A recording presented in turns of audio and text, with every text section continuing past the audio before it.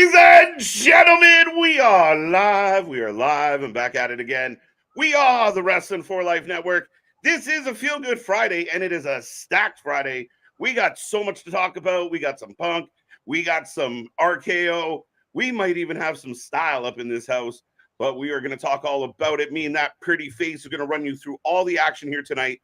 So make sure you strap in, strap on, and grab your Feel Good. It's going to be SmackDown, then Rampage all night long. Let's go.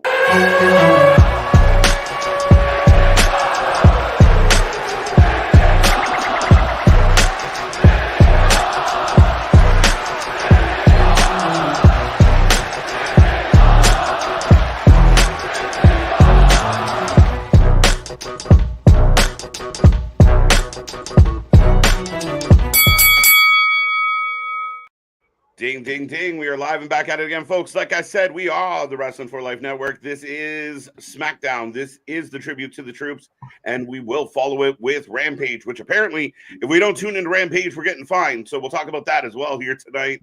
Lots going on in the wrestling world. Lots going on within the shows, within each company, and we're going to dive into all of it here tonight while we give you every reaction to all the action on SmackDown and Rampage. It's going to be a fun one. I will remind everyone out there, I hope you're doing well. I am Mr. Every Night, KJ White, the Iron Man of YouTube. That is Nick. Ladies and gentlemen, boys and girls, children of all ages, the Wrestling for Life Network proudly brings to you its YouTube tag stream champions of the world, the Every Night Delight, KJ White. I'm Big Nick. And so what at this point do you want to talk about? Because we've got a jam-packed Friday night. We've got CM Punk on SmackDown. We were, I guess, going to get Cody Rhodes on SmackDown. We've got tribute to the troops. We're getting Randy Orton and LA Knight versus Jimmy Uso and Solo Sikoa. Yes. And we might allegedly, supposedly, who knows, have AJ Styles showing up. Yeah, it's becoming like the Otani watch, where we don't know where that man's going. We don't know where AJ Styles is. He might be going to Toronto. Dude, like our sports channels here, we're like covering it all day of like, there's rumors he's on a plane. Where's this plane? Literally, you're waiting for that plane to touch down. Mm-hmm. Now Otani Mania, going wild in Toronto.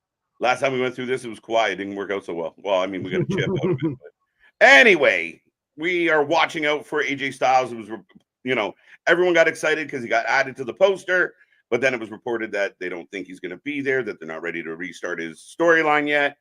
So we don't know if we're going to get AJ or not. What I'm really excited about is Punk's going to be there. I'm sure it's going to be a lot of similar to last week with Randy of where, what show does he want to be on? I have heard the rumor that a good chunk of his promo is going to be about his WrestleMania main eventing WrestleMania 40. Yeah. Now, granted, I think we've all said it. You said it initially. He's clearly going to Raw because we got Randy on SmackDown now. I thought he would have stayed a free agent. Maybe. Otani, stay a free agent. Come to the Yankees. The Yankees. But no, you can be like with Soto, Judge, all of them. But yeah, it's going to be. I don't know. Is Monday Night Raw when we get the back and forth kind of promo? I think he main events WrestleMania Night 1 against Rollins. I think so too. I think that's where it's leaning. Everything seems that way. I mean, Seth has been quoted. We obviously saw the Seth reaction to his return. I like it. I like the fact that they're using real life, he was a dick to some of my friends, and I didn't necessarily like him last time I bumped into him. So, yeah, that's a thing. And I appreciate it because now when they get in the ring, they're going to do some business. And people are going to want to see, like, are they going to shoot? Are they going to shoot? But hey, it's almost like they could have done something like this in another company with a much bigger storyline to where we knew it was 99.9% shoot, but they left that hanging on the table. But yeah, Seth dropped some more quotes earlier today. Yeah. I don't know if that's what you were referencing because you damn near seemed like you were leaning off. Yeah. But talking about how Punk called him a bootlicker. I was talking about it. He even mentioned the Colt Cabana stuff too. Right.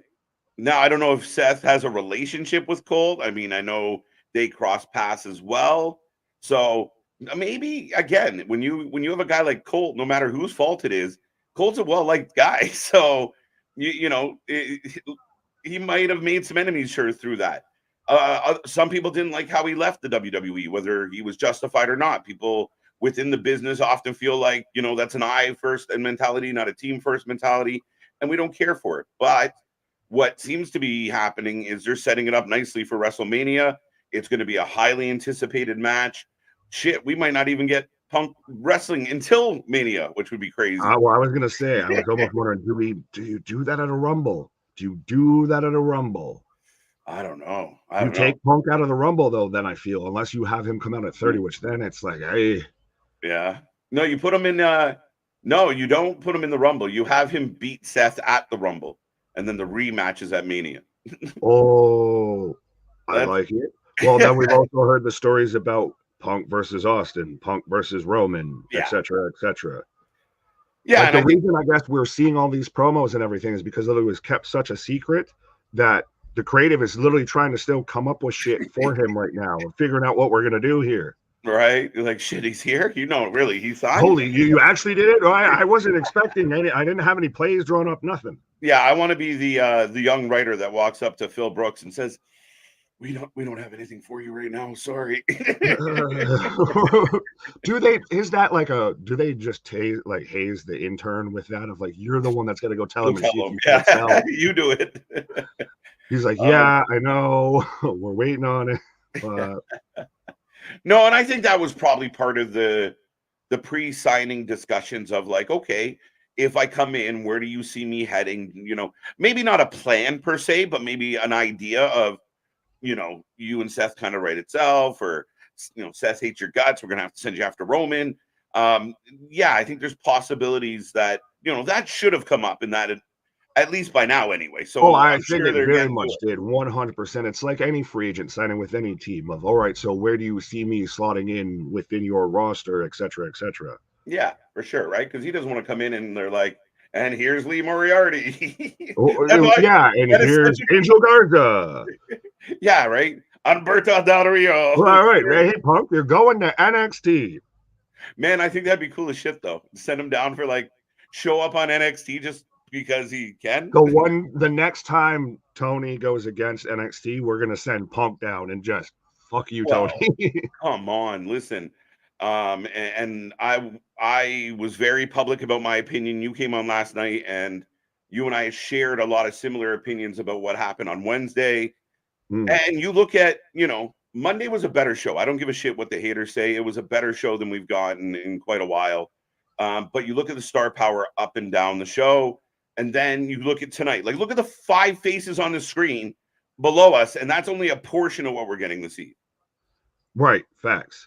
I guess on a side note, what I question with Tony is, what do you have against countouts? Why are they so up and down, indifferent in your show? Because they literally, during the Edge and Christian match, I took a note of it. They timed up, they synced up the picture-in-picture with the fucking countout. Yeah. I was like, by the time you're through the first commercial, this man's been counted out 4 times over. What are we doing here? Listen, if you don't want the countouts, if you don't want ref bumps, if you don't want whatever, and, you know, that's fine. That's your prerogative. But be consistent in your booking. Be consistent in your writing. You can't have no countouts for 8 months and then one match has a countout. Holy shit. And it's happened. Like, wait, did they just count them out? Right? No ref bumps. We got 3 weeks in a row of ref bumps at one point. Like, just own you. Be the alternative. Listen to Moxley. I can't believe I'm saying that. But don't forget who the fudge you are. Trying not to swear. I've already sworn like 4 times, so you're good. But that's the thing for me is just be consistent. Like, make it make sense. Well, sorry, I was going to say, is it weird that almost halfway ties into, I guess, this rumored upset in the locker room because Tony didn't step into the firing of Sullivan, my son? I don't understand this, to be honest. Neither do I. Okay, so I'm not alone. Here's my question about that situation. Tony didn't step in? Then who fired him? Who fired? No, apparently what it was, backtracking here, and don't worry, we'll get to the chat, I swear. Yeah, we're coming, folks. I hope everyone's feeling good. Pause, don't say that. Your intro was already like quadruple pause, and I couldn't say anything, so you're on the pause meter here. But no, it's because I think it was somebody that's like a producer, some executive somewhere, and especially because he's an ex-WWE guy, which 95% of the fucking roster is at this point, I feel. he was the one that fired him, or said Yeah, he see, should be let I go didn't and know that. everything, Like, because Kevin Sullivan, not the Sullivan, my son, yeah. has been an OG, triple OG, I guess, for AEW. So they were like, how did you fire an AEW original? Well, yeah, I don't give a shit if he's an AEW original. If there was just cause to let him go, I mean, that's your business. No one has the right to tell you what to do. And again, I think sometimes these reports are conflated by guys like Meltzer, who just loves stirring the pot. And I told Tony a long time ago, but he won't listen no matter how many times we say it. Stay away from that man. Get him away from your company. Get a restraining order if you have to. Pretend you're fucking Russo and he's Have Cornette. Danielson fine him. Have Danielson fine him or punch him in the throat. I don't care. But the man is not good for your company. So I think some of these stories are like, I can't imagine everybody being like, yeah, sure, people are bummed out. Nobody be like somebody being fired. But at the end of the day, I mean, he was a producer guy. Like, yeah, he's been there from minute one, but I don't even know why they let him go. But here's my weird part of like, here's my confusion. So somebody decides in Tony's company, I'm gonna let this guy go. What, Tony find out 2 days later? Like, did Tony find out on Twitter? Like, he's the boss. If you're gonna let go of a producer that's been there from day one, that's your call.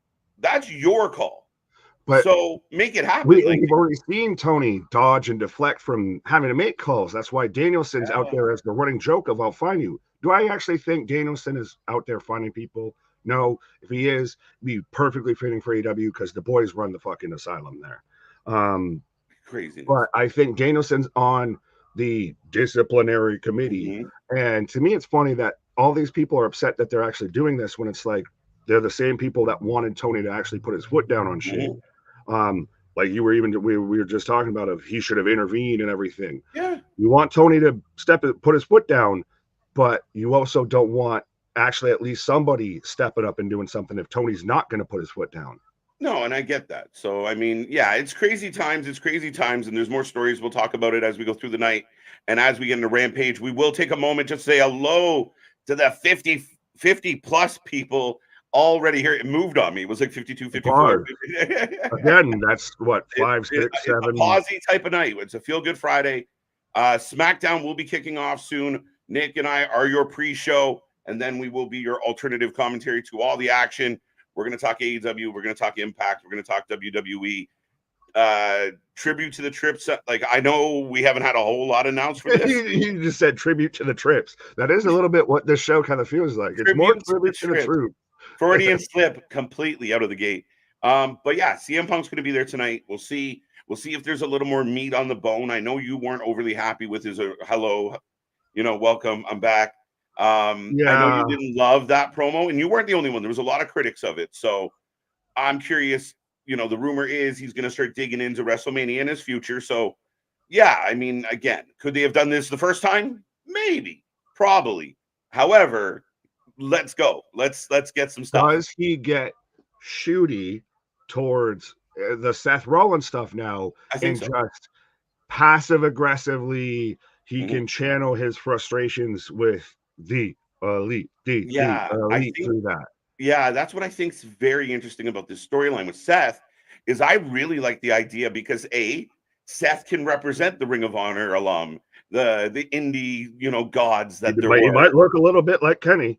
A little bit. Just dye his hair blonde. We're good to go. You squint really hard. If you're on the good vitamins, he looks like Kenny. Right, and then changes his voice to all breathy. But yeah, I think you have an opportunity here where Seth's going to say a lot of the things that Punk's detractors say. Nobody wants you. We hate you. Why are you here? You're only here for the money. Sorry, I was just getting excited. I just realized it dawned on me like a bad idea. Did they mention the Colt Cabana thing so Punk can reference it and not get in trouble? That would be amazing. That would be hilarious. I think that might be a little bit part of it.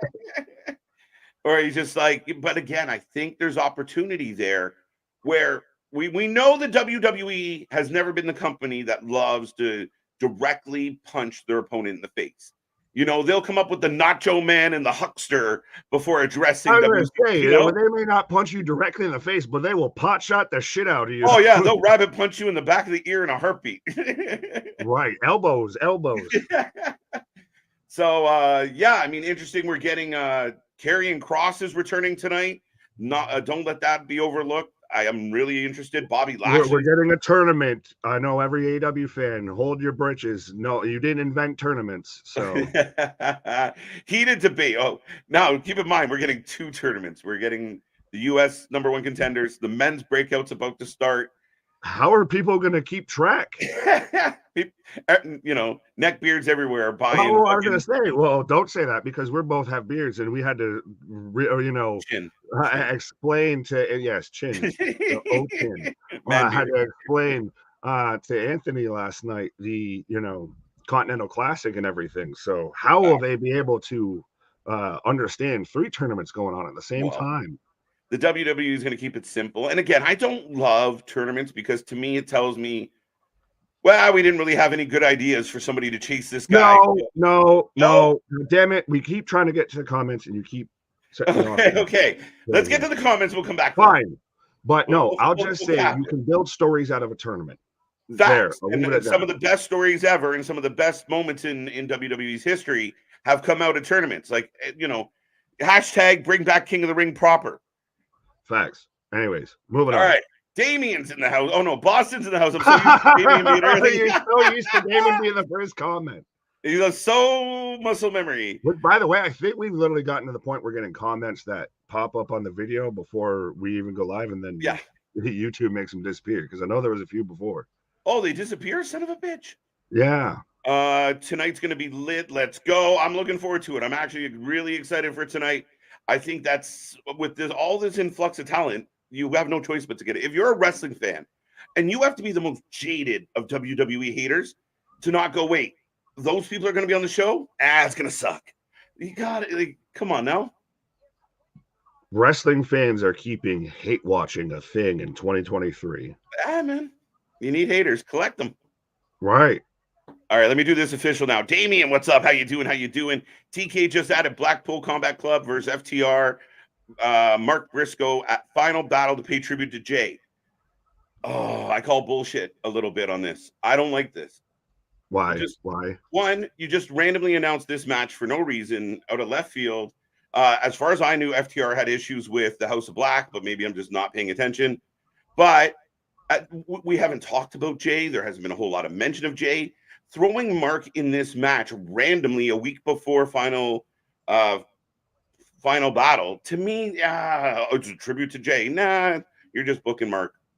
Well, still, but I don't care. Shut up. I like me some Briscoes. 100%. That's why I was upset that they were pointing out and beating us over the head with the fact that Mark Briscoe, if he loses tonight, will be mathematically eliminated from the tournament. Yes. But he can still play spoiler. It's like, well, what the fuck? Why are we pointing this out 3 matches in? And why is this already so lopsided that we're 2-3 matches in and you could be out of the tournament? But anyways, I like the idea. I like FTR has always gone back to FTR, the revival, all of that.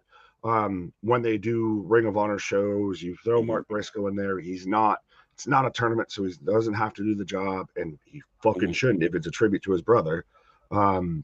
No, he can't. I think it's just going to be a slobber knocker of a fucking match. Oh, I think it's going to be a good match. I just, again, it feels a little, I don't love the vibe on it, but it's okay. It's okay. Steve G's back. Hey, yo. I was just going to say real quick, I guess I don't care enough about the build for Final Battle to be upset that there is no build. Yeah, fair enough. Fact. C Money, how you doing? He's looking forward to Boston. Pause. Well, he was looking forward to what Boston was thinking. Yeah, Boston halftime is looking forward to what Damien's thinking. Why is no one ever looking forward to what we're thinking?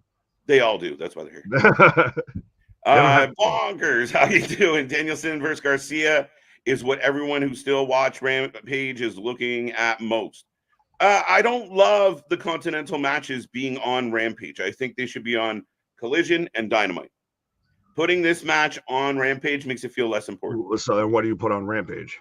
The same fuck all shit you've been putting there. Well, right. So then that just validates our case even more of why have Rampage? Yeah. Why do you got Ring of Honor hidden behind a paywall with none of its titles being defended? Put it on. When you have your better show than Rampage behind a paywall, but you put this fucking travesty out there. What's up, Bonkers? How you doing? Dale's back in the house. Endeavor got TNA streaming services starting January 5th. How about them apples? AEW is no longer the top 2 promotion in the US. Snap.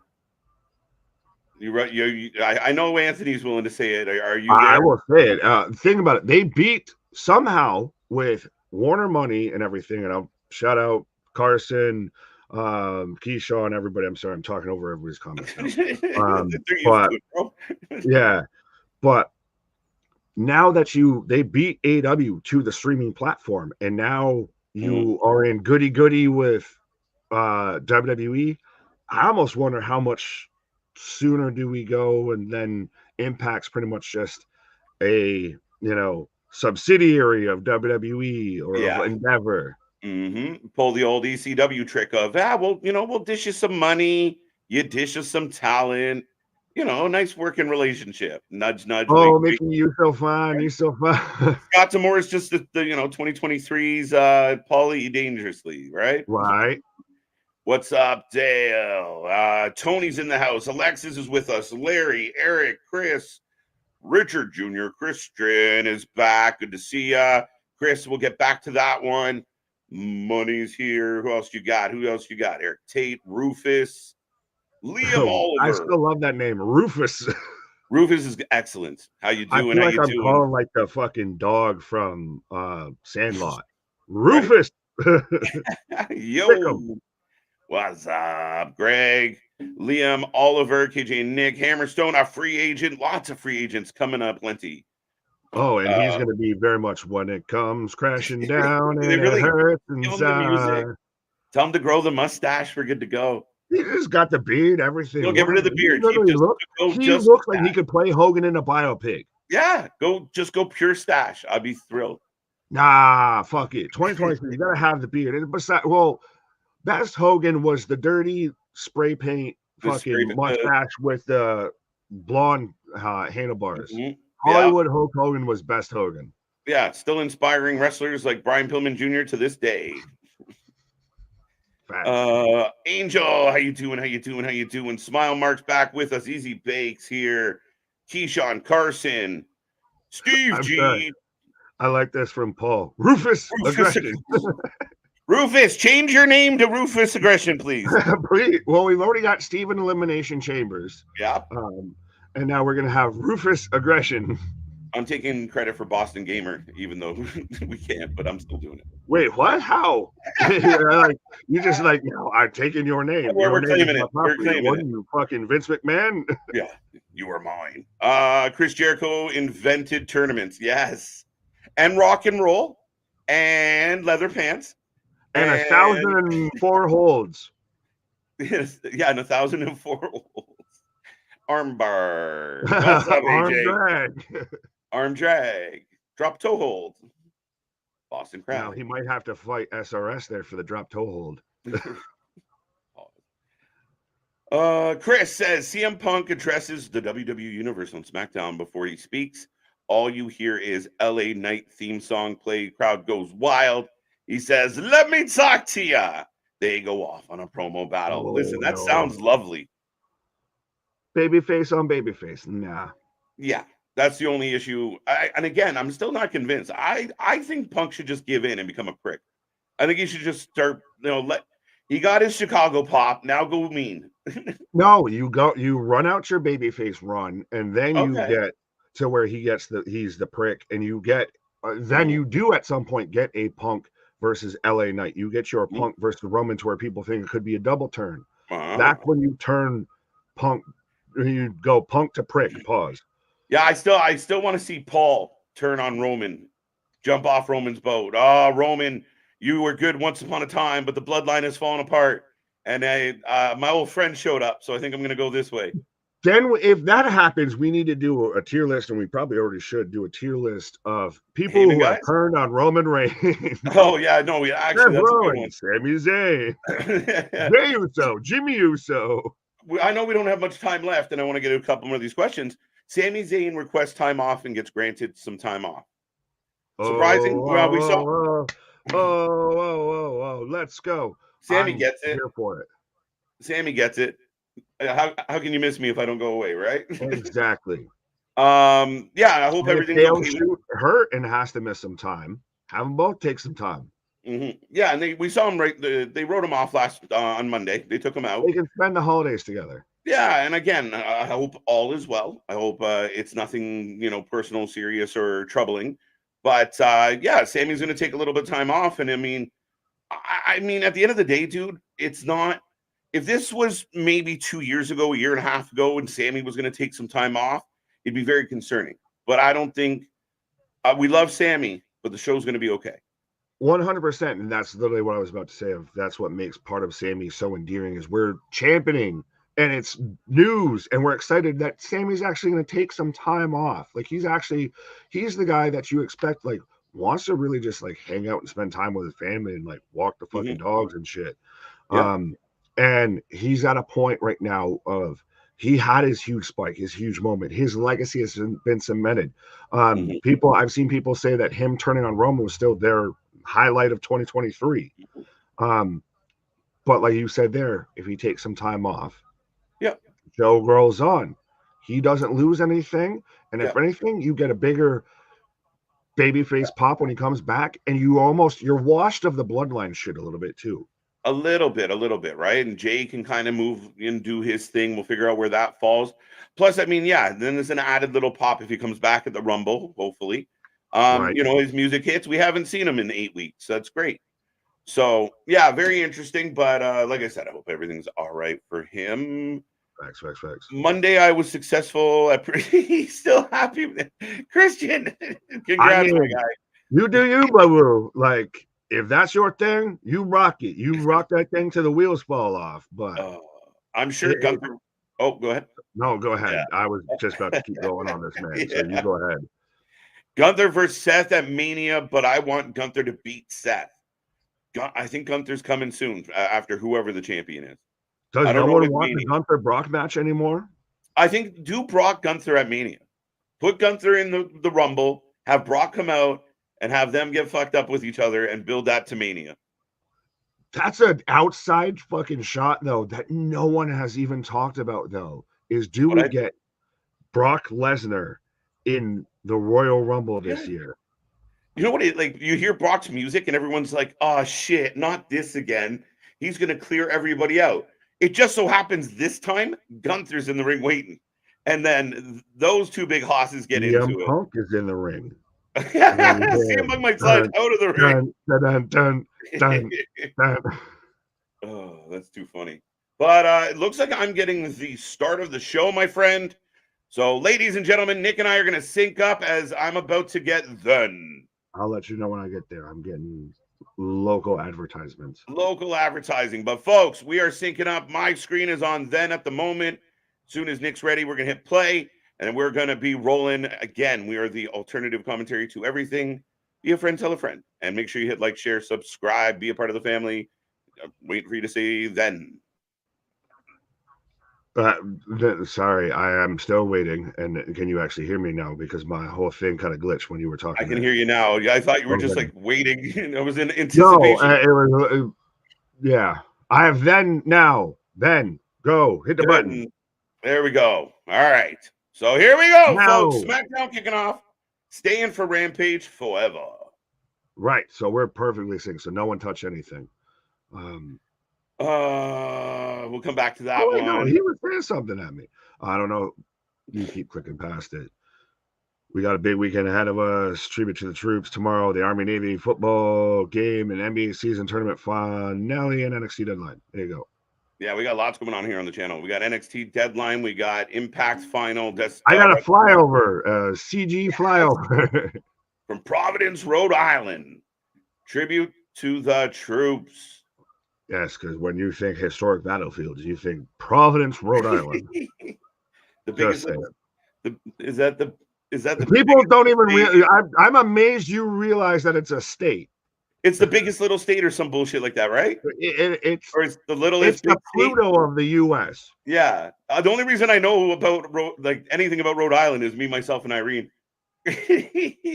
For half a second, the Warren Treaty, 2-time Grammy Award nominee.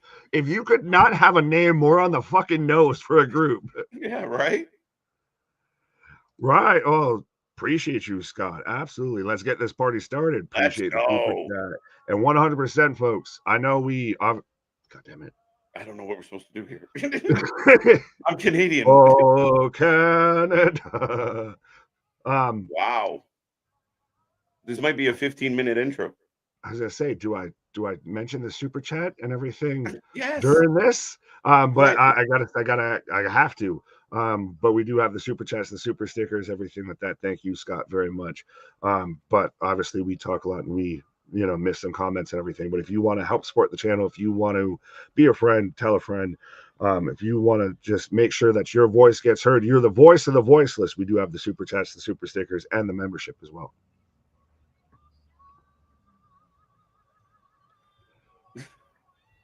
So you guys have 2 anthems. Yeah, because America, we have an anthem and then we have a B-side. Yeah. It's the best way anyone's ever described it to me. We got a B-side.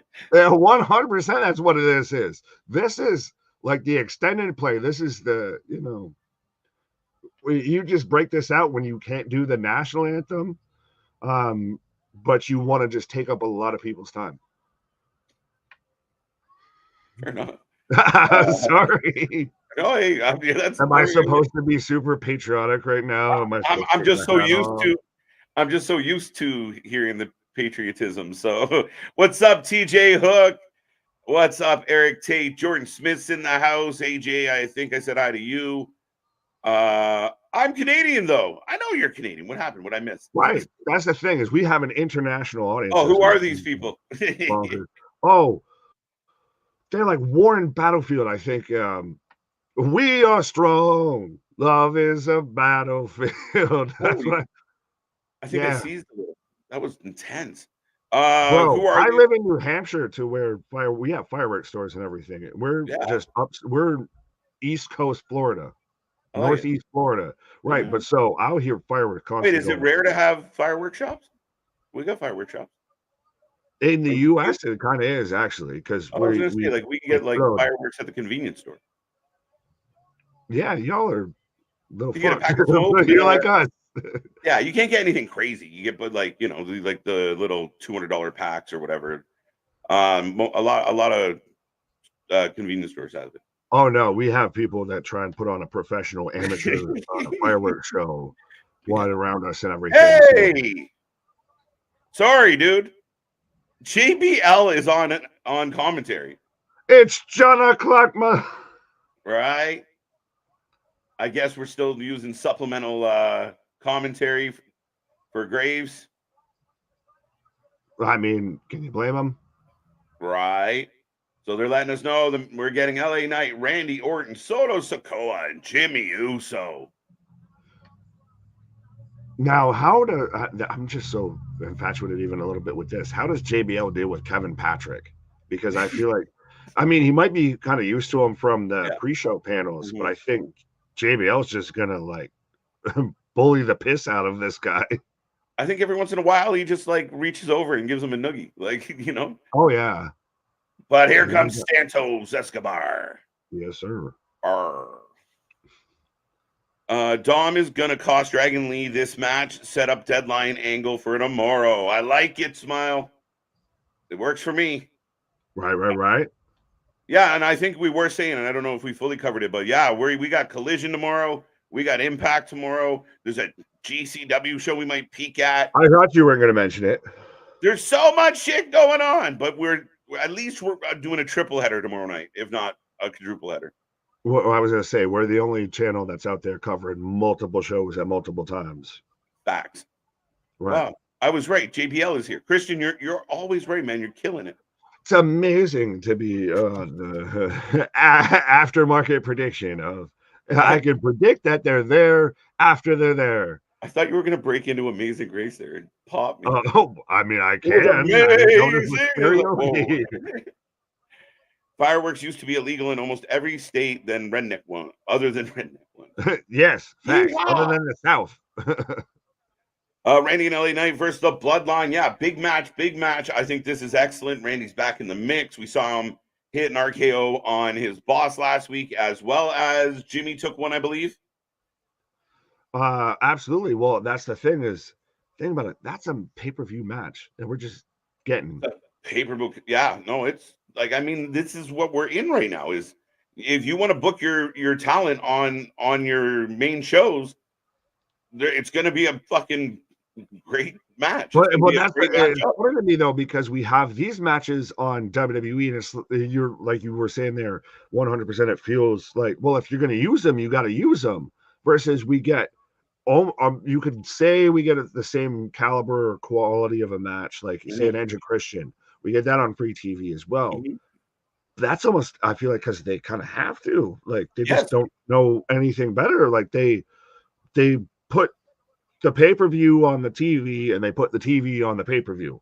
Well, yeah, and I think like if you go back to the Monday Night Wars, that was one of the benefits of it, was both companies they couldn't just mail in their shows. We weren't getting the pre-taped Monday Night Raws anymore.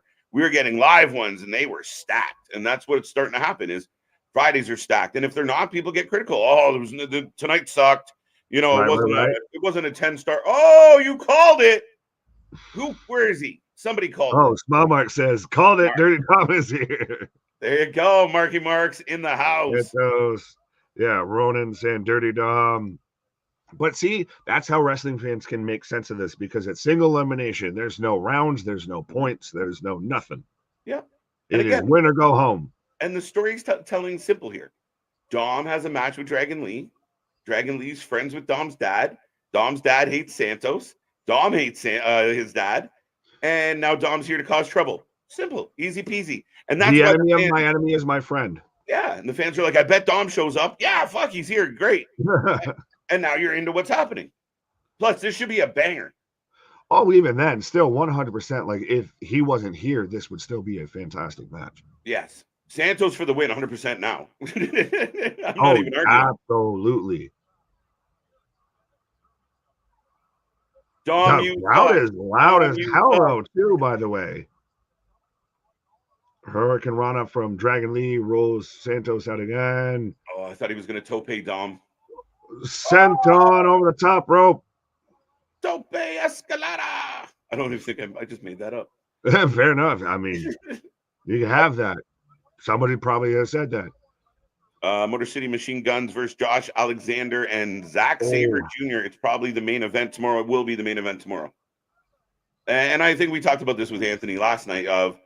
This pay-per-view for Impact's interesting. It's got some really good matches on it. Not the most hype pay-per-view as far as they're kind of coasting to 2024. They're riding this out until they just go from Impact to TNA. Right. They broke up with their girlfriend and they're just slowly waiting for the day. Think about it. Look at 2024 going into for TNA. We got to call them TNA now. They've gone back to their name. They've got a hype. They've got a buzz. They've got talent. They've got stories, everything. And now you add in the Endeavor streaming deal. We're going to get back TNA Plus and all of that. So right now, everything seems to be on an uptick for TNA, and we're having to fight off negative news for AEW going into 2024 here. Listen, I hope Tony's New Year's resolution is correct the ship, because I want to see AEW do well, and I want to see them have a better 2024. I'm very confident, especially how 2024 is going to start for WWE, that they're going to just continue smashing records. It's insane right now. They are on fire. Escobar. Up and over. If you were to tell me that NWA would announce that they allegedly potentially have a deal with CW, and AEW sells out, has a huge show, has all in at Wembley and everything. Yep. And at the end of the day, Impact, who has not changed course outside of changing their name from Impact to TNA, theoretically, ends up coming out the fucking, shining star out of the three of them. Possibly, yeah. Smile Mark saying Impact is an indie. Okay, that's not completely inaccurate. But TNA is a top 2 promotion. Well, what's the biggest difference between Impact and AEW? The bankroll behind it. That's it. Facts. Right? Like that to me is the difference, right? If Impact, which they're working on, have more money backing them and better, they're trying to fix the aesthetic, they're trying to fix the visual, they're trying to update. They just got on a streaming service, which Tony hasn't accomplished that yet, like you said. So I know Impact's got that indie vibe, but I know a super indie kicking around, and it's that close. Well, I mean, and now it might have some Endeavor money behind it, not some WWE money. It'll have Endeavor money. So now we can just do, like you said earlier, the kind of trading of talent of backing you. Yeah. So you scratch my back, I scratch your back kind of deal, except where there's no record of WWE to ECW, we can just have Endeavor to Impact, because Endeavor is different from WWE. There's still that guy.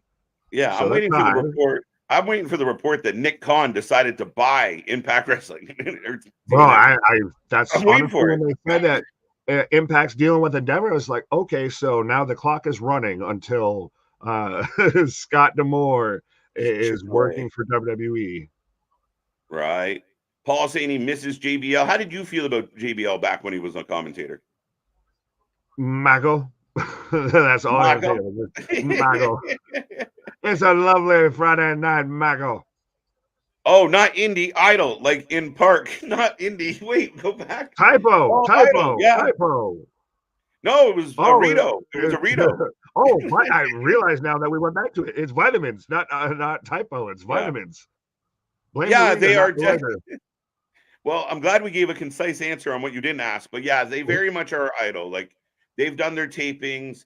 Tomorrow's still going to be a fun show, but it doesn't have this, like, we've been here for a lot of them, and it doesn't have that same amped up vibe for it. It's cool that Zach's going to be there, but everything's gearing up for 2024, my guy. Oh, well, we've got the news of Ospreay is going to be at Hard to Kill. Okada is going to be at Hard to Kill. Even just last night, it was me, you, and Anthony. And I think we maybe talked about a collective of 5 minutes of Impact out of an hour and a half stream. So that's just if that tells you anything. And it was more of trying to guess who's in the ring. That's always a fun game. And then my second favorite game is, all right, now properly say who's in the ring. Yeah, now pronounce his name. Oh, son of a bitch. So Smile Mark clarifying, I quite enjoy Impact, which, sorry, my guy, to imply that you didn't. They are the perfect bridge of young talent and solid veterans. I agree, man.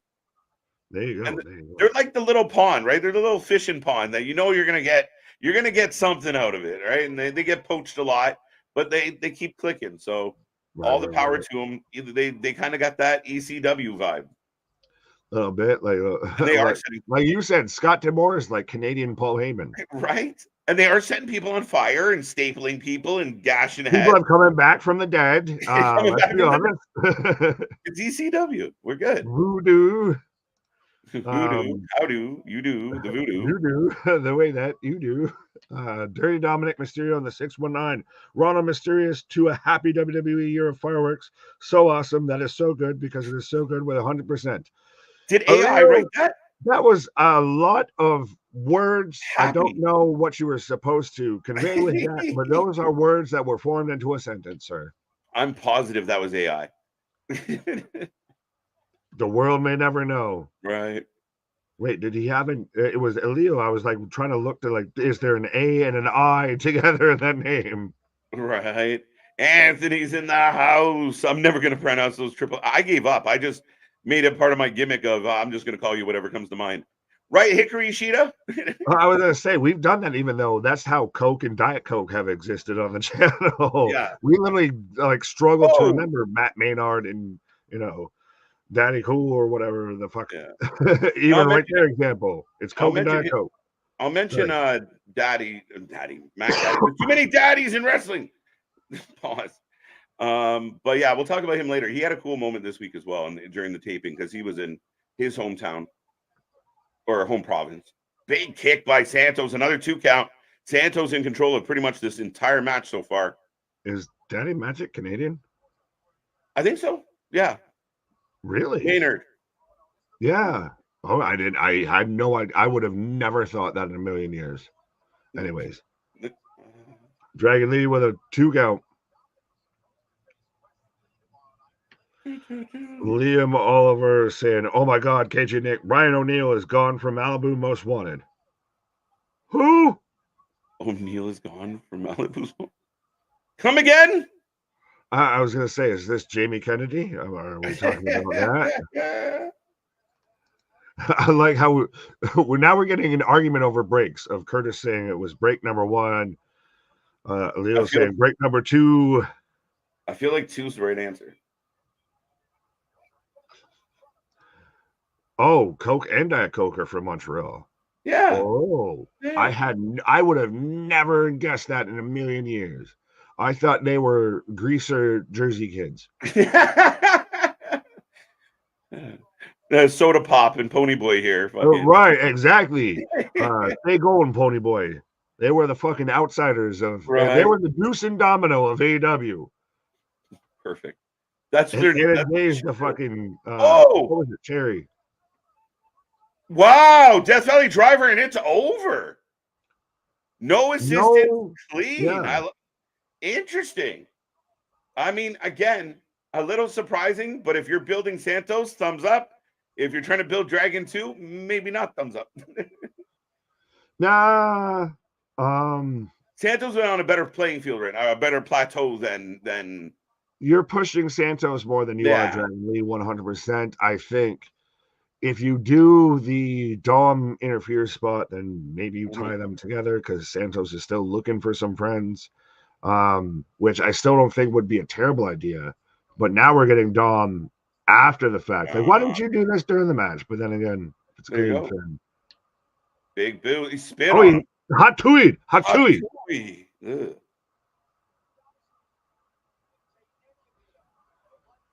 Didn't take any of the life advice from his father, says Michael Cole.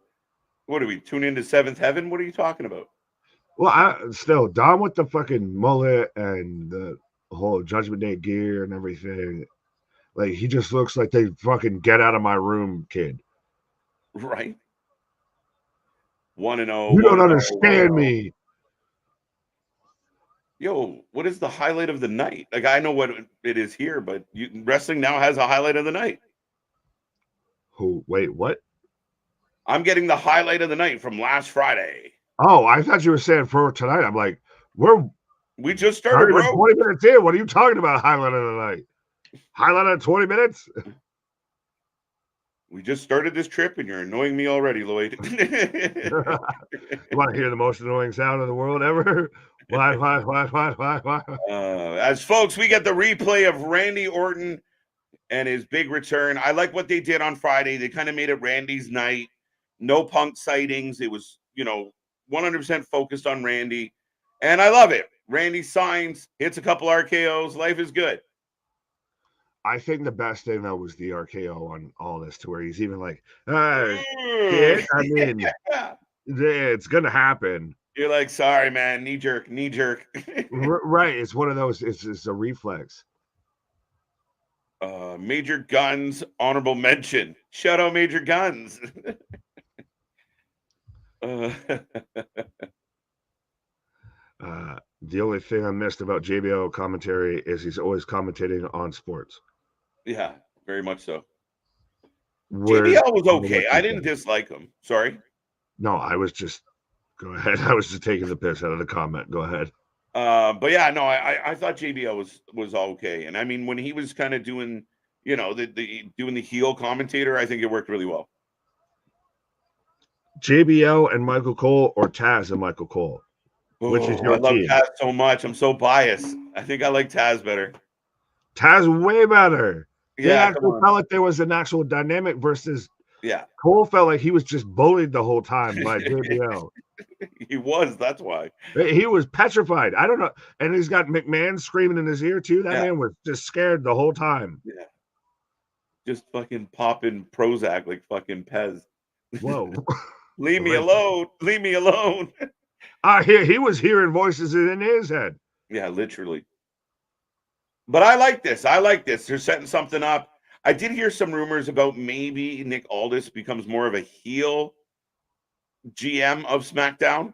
I still want an Aldis versus Pierce match. And I do think that we're 100% setting up for Randy Orton versus Roman Reigns at Royal Rumble.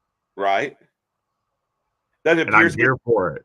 Pierce gets sick eventually Pierce gets sick of Aldis's shit. They have a match to decide who's going to be the sole manager for both shows. And Aldis goes back to wrestling. They get actually fuck. That's not a bad idea. I was gonna say more of like for #1 draft pick and just aim low. Yeah, that too. You're gonna drop Aldis back into actually wrestling. 100%. I will take that every day and twice on Sunday. Like, look at the size of Aldis. He's looking Randy right in the eye, right? Like two big dudes. Like Aldis looks Orton looks swole as shit though. That's what I was about to say. We've got Daddy's home and we've got who's your tribal daddy. Yeah. Oh my. It's amazing though how now Daddy's going to become the lexicon of pro wrestling, just like how Mommy has become. Yeah. And still up in the air, Yeet has become the lexicon of pro wrestling. We got to be careful. Apparently, someone out there pulling copyrights on Yeet. So we'll be the bastion of the Yeet movement. We'll be the underdog from the underground with the Yeet. Right. T-shirt says, "I strike first." I think. Pause. Either way, Randy Orton is. So Randy got fined $50,000, I believe. He gave him $100,000, and Aldis said, "This is $100," and he said, "That's for next time." I like it. Up next, the American Nightmare. That's amazing. That is perfect, right? I'm paying ahead because I'm going to do it again. But that's the thing, is that subtle character notes and everything. Yeah. Mm-hmm.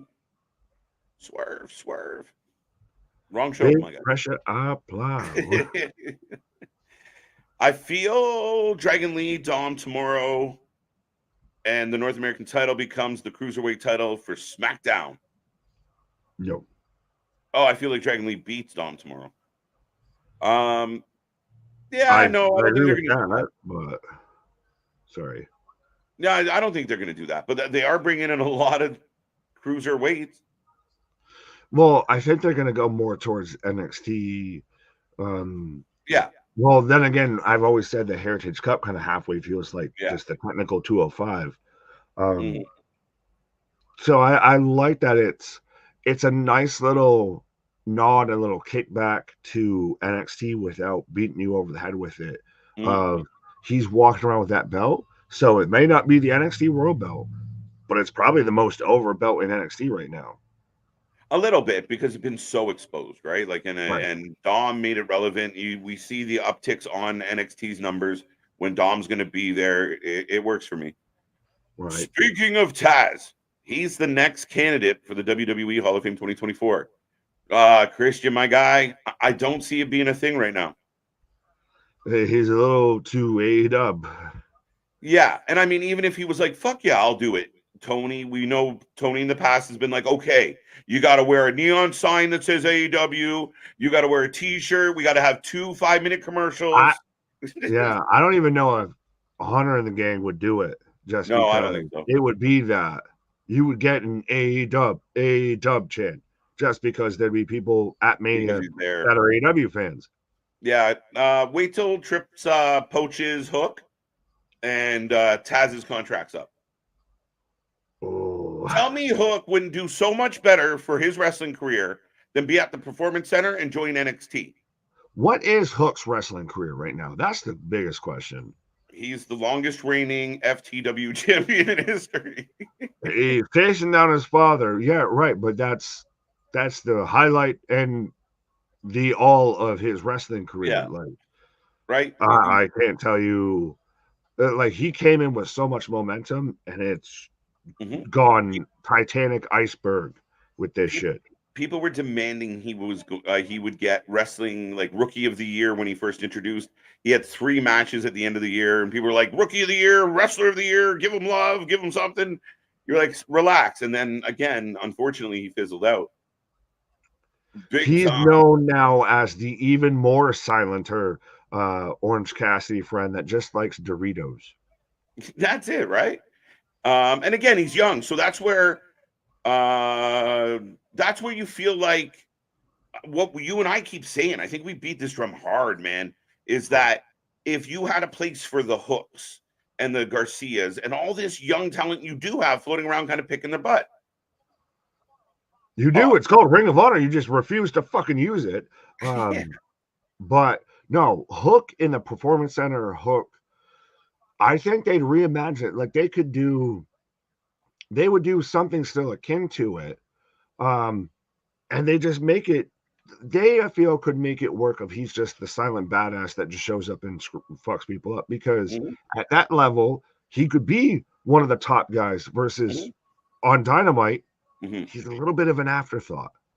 Well, that's the funniest thing is like, well, you see Hook, and again, he's a young man, so it is what it is. But if he comes out to the ring and grabs a Daniel Garcia by the throat, or even an Orange Cassidy, or someone of that kind of body, Danhausen for fuck's sake.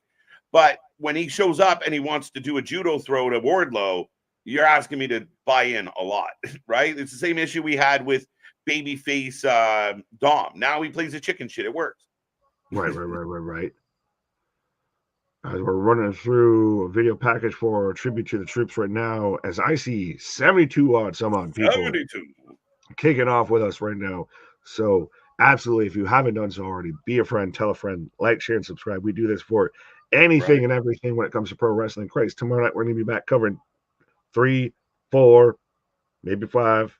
Who knows? Definitely 3. So, at least 3, and we'll go from there. Possibly 7. As I've got Cody Rhodes coming out right now.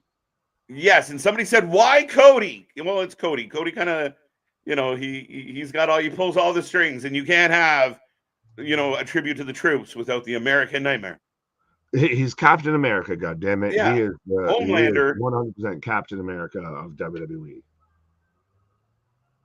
I want Punk to come out and interrupt them. Like Cody starts, and then Punk comes out. Is it going to be Nakamura? We just get a Raw angle on SmackDown?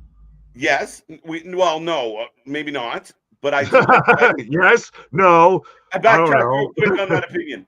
What I do like the idea of, though, is, like, again, no real beef between Punk and Cody, but Punk coming out, looking at Cody and being like, "I'll see you at the Rumble, my guy."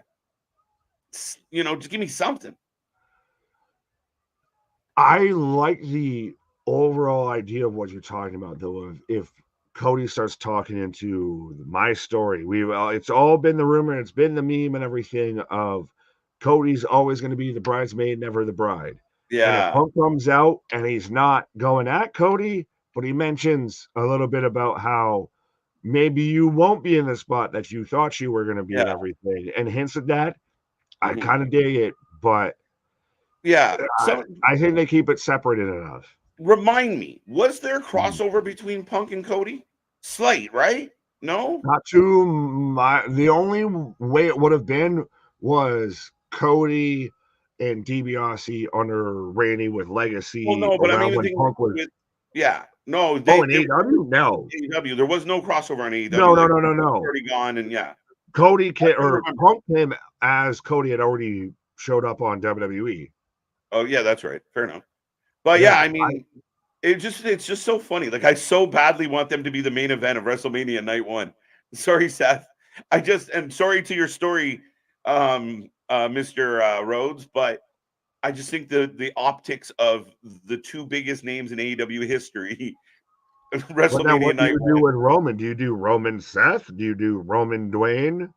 Roman Dwayne, I'm really doubtful, but if they can get it, it's going to be huge. Oh, if they get that, everything moves. Everything shifts. You move heaven and earth to get that match. What do you want to talk about? What do you want to talk about? It's the head tilt that bothers me. It's borderline. Well, like Luna said it, Anthony said it, I think a couple of God. people in the chat have even said it, and I joke with it, calling him Captain America. Cody Rhodes is just the constant. He looks like he would play a politician in the straight to DVD WWE DVD that won't be made after 2023. Mm-hmm. You know what I actually think Cody could play is like the villain in a Marine movie, where you think he's the politician on your side. Fuck no, he's the Marine. The fuck is you talking about? No, he's the You didn't see the Survivor Series with the paint and the face and everything. He's out there hunting down predators. He's out there, get to the chopper. Right. Fair. He should get a tattoo on the other side of his neck. So this is what he's doing. He's doing the tribute to the troops spot. Yeah, they can't do the tribute America. To the troops. Yeah, you can't do it without Cody. He is the resident to come out, shake the babies, and kiss the people, you know. I'm telling you, he's Captain America. All he's missing is the goddamn shield. Don't tempt him. If he starts coming out with a fucking shield, I'm gonna be mad. I mean, we're getting. Well, that's the thing, is it's always funny to me. I'm so used to tribute to the troops being overseas and shit. Right. That says a state about America, but Captain America, Cody Rhodes, yes. But yeah, we're getting a package. If you guys aren't watching the actual show, to keep everybody up to date, we are getting a run back of the history, or John Cena's at least participation in the history of tribute to the troops. Something they've done for a long time. Take a lot of pride in it. Well, if there is a guy that is the next John Cena, the next super babyface like we've said, Captain America, Superman in fucking spandex instead of a leotard. It's Cody Rhodes. He's the one that picks up the Cena mantle. Sorry. Yeah, like 10 years from now, we'll be like, Cody should have went heel. Cody, like we'll be having that debate. And he's like, I'm not gonna do it. I do too many good things. That's literally 100%. I see that. I think that's the issue with why he was like, fuck off AEW. Is they're like, you're getting booed. And then he's like, I'll go to WWE where I'll never get booed.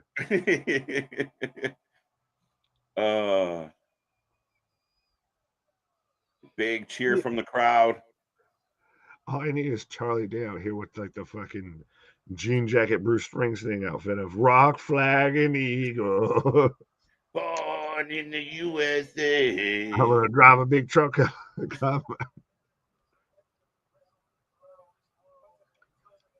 Yeah, this is 100%. He is the global ambassador for this company. He's Titus O'Neil to America. Titus O'Neil, yeah. Well, that's everybody. That's what I always thought. Titus, pretty much why he's still here. Here comes the drill team, and there goes the KJ. And there goes the Canadian, as more of the U.S. military shows up. Coincidence? I think not. Yes, we have the U.S. drill team out here right now. As again, goddamn, man's out here even looking like he's, checking his watch while he's still flipping this gun around. Do you see John Cena in the 2024 Hall of Fame? Not in 2024. I do see him obviously clearly in the Hall of Fame. Not in 2024. Not that fast. James, what up? Good shit out. KJ. Cody is the politician who's supposed to be the good side, but the end is the evil guy pulling the strings behind the USA. So he's the heel in Olympus Has Fallen, whatever else. The movies were just made the same exact format. John Cena retiring until he wins the 17th championship. What? No, I think he's pretty much all but packed it in. I think he's as part-time as The Rock is at this point, or as we keep joking, calling him Dwayne. He is damn near all but packed in it, I feel. Pause. He sat there and put even a tweet out or Instagram post about, like, because John Cena likes to just post random things, but the Bambino's final at bat and everything, right around when he was last there. And we have Brad Nessler from CBS Sports.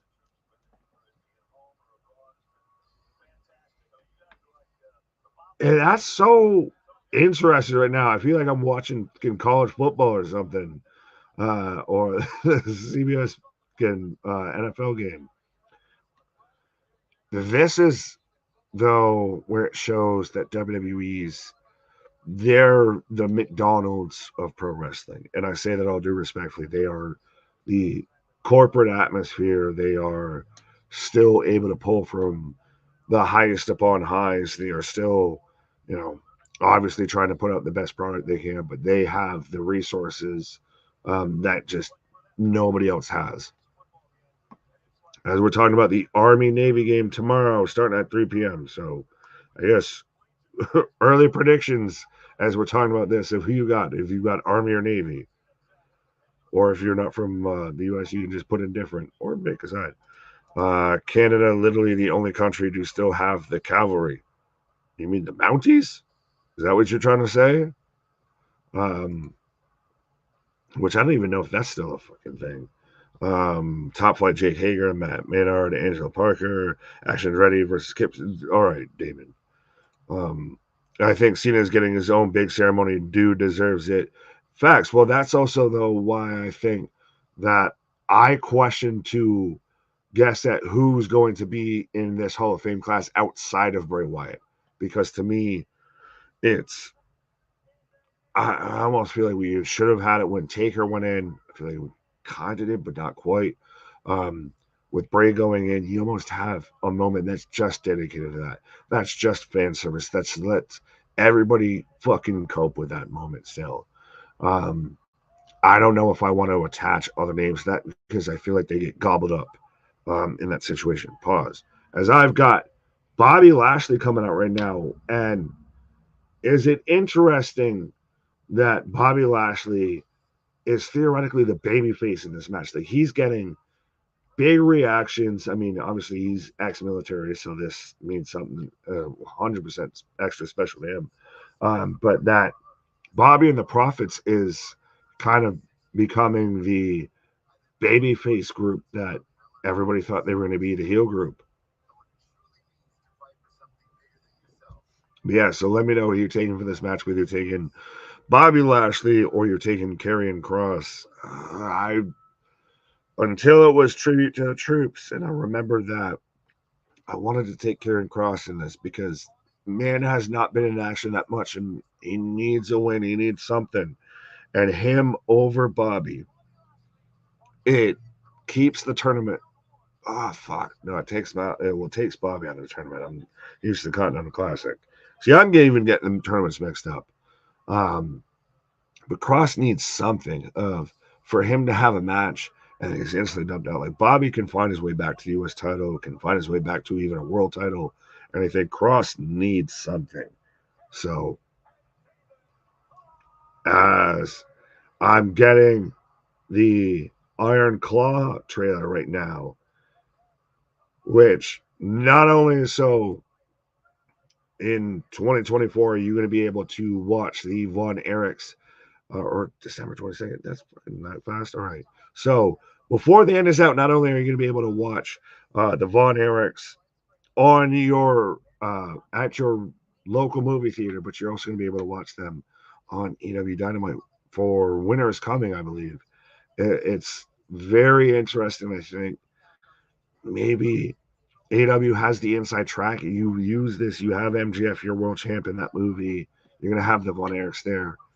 This is your get us some buzz, but it's also a little WCW feel. MJF on WWE programming. Maybe, perhaps. We don't talk about it. Could be. Yeah, with him being in the ad, might be a little tease. The Iron Claw in theaters on Christmas Eve. Well, 22nd, so day before Christmas Eve. Actually, 2 days before Christmas Eve. Goddamn.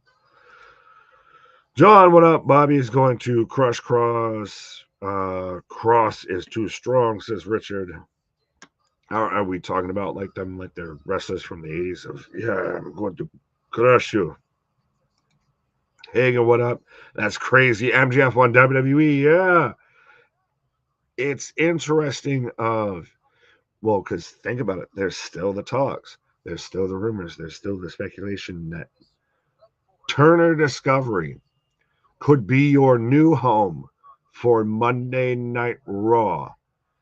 And boy, howdy, I'm waiting to see the fucking backstage kind of stuff. Like when we got the backstage stuff of like for like at ESPN where Stone Cold's having to take a chair shot to like keep himself awake.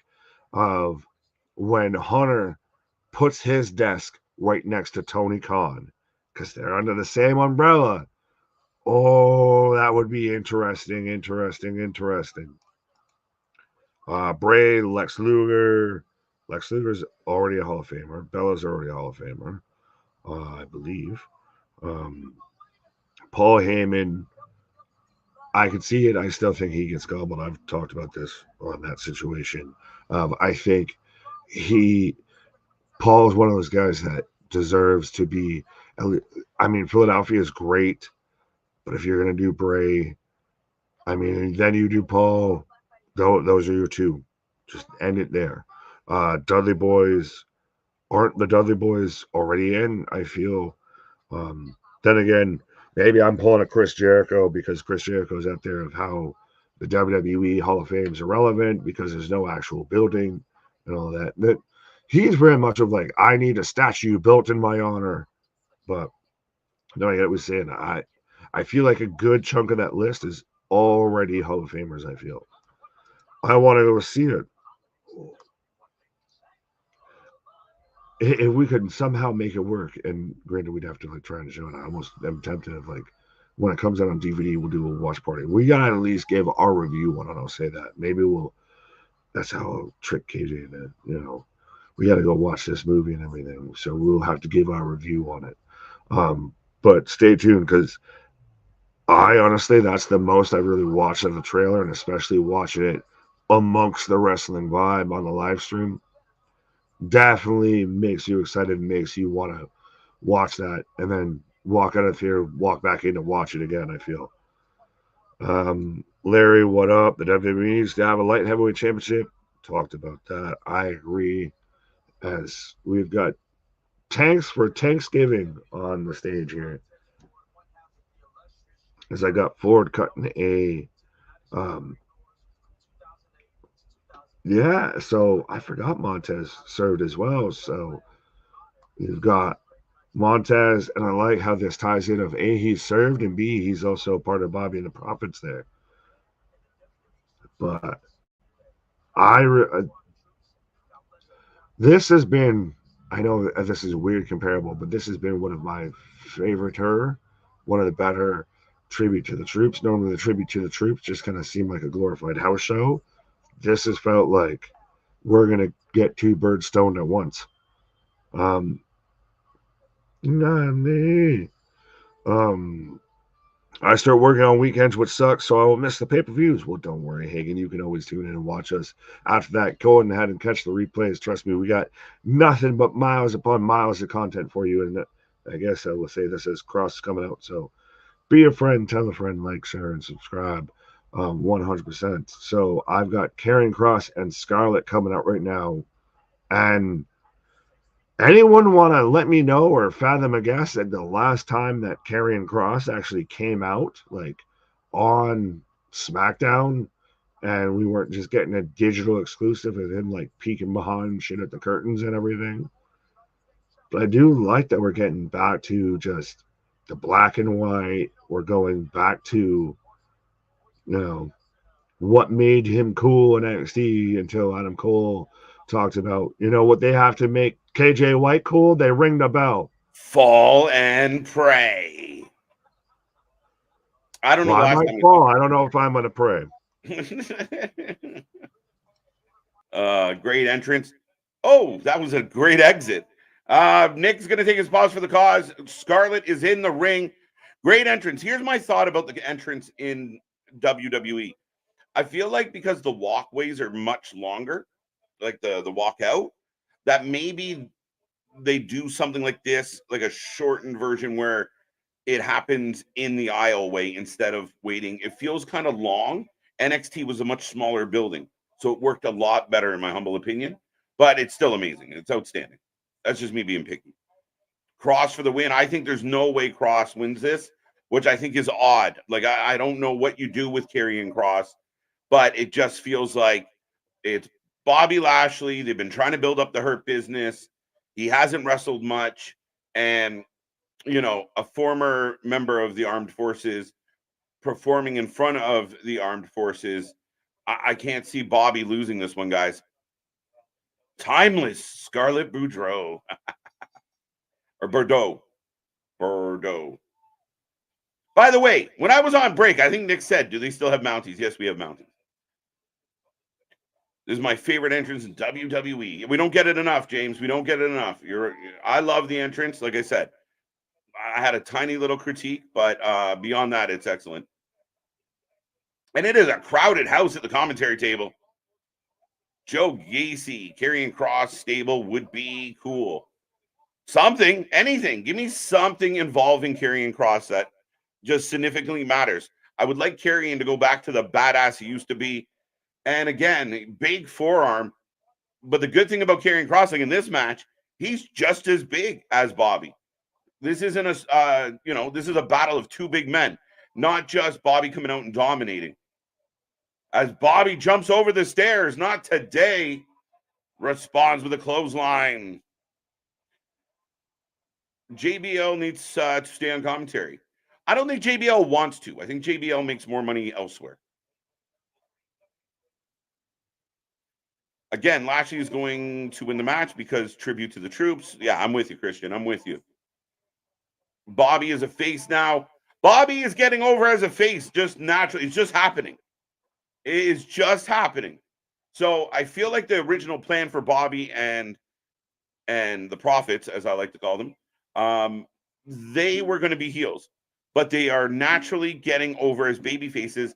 And Bobby Lashley's now getting some of the best reactions he's gotten in a long time. What's up, Jake? How you doing? How you doing? How you doing? Mariah May and Scarlett look similar. Similar, but I would argue that one's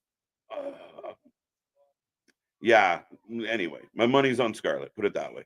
Watching Twisted Metal with Joe for AEW for KJ and Nick. Yeah, I've watched Twisted Metal as a fan of the game growing up. I loved Twisted Metal, and the show's all right. I'm looking forward to it coming back for more. And I thought Joe was pretty good in it. Really odd that they changed his voice, though. I don't know why he couldn't deliver the lines, but regardless, we got a boo in there. Have you watched Twisted Metal? Yes. I don't know about Nick, but I have. Watch tomorrow on CBS College Football. There you go. And then you can come watch us live again on Saturday night because we are live almost 7 days a week, or we are live 7 days a week almost every week. That's how I wanted to say that. Lashley crushing Kross. Here's the thing. Like I just said, it's not just one of those matches where you expect domination, where you expect Lashley to come out and just chuck his opponent around. Karrion Kross can go toe-to-toe with him. It's a great matchup. If this was a pay-per-view match with a good build, I'd be all for it. It's a good tournament match. Again, if Kross taking this loss seems crazy to me, but Bobby taking this loss seems crazy to me. So we'll see. Maybe Bobby gets the win, and then it leads to some type of angle between Kross and Bobby, especially now that Bobby's getting a babyface rub. It's interesting. Iron Claw on 22. I'm going Xmas Day to watch. Yeah, I'm eager to see Iron Claw. I'm really looking forward to it coming out.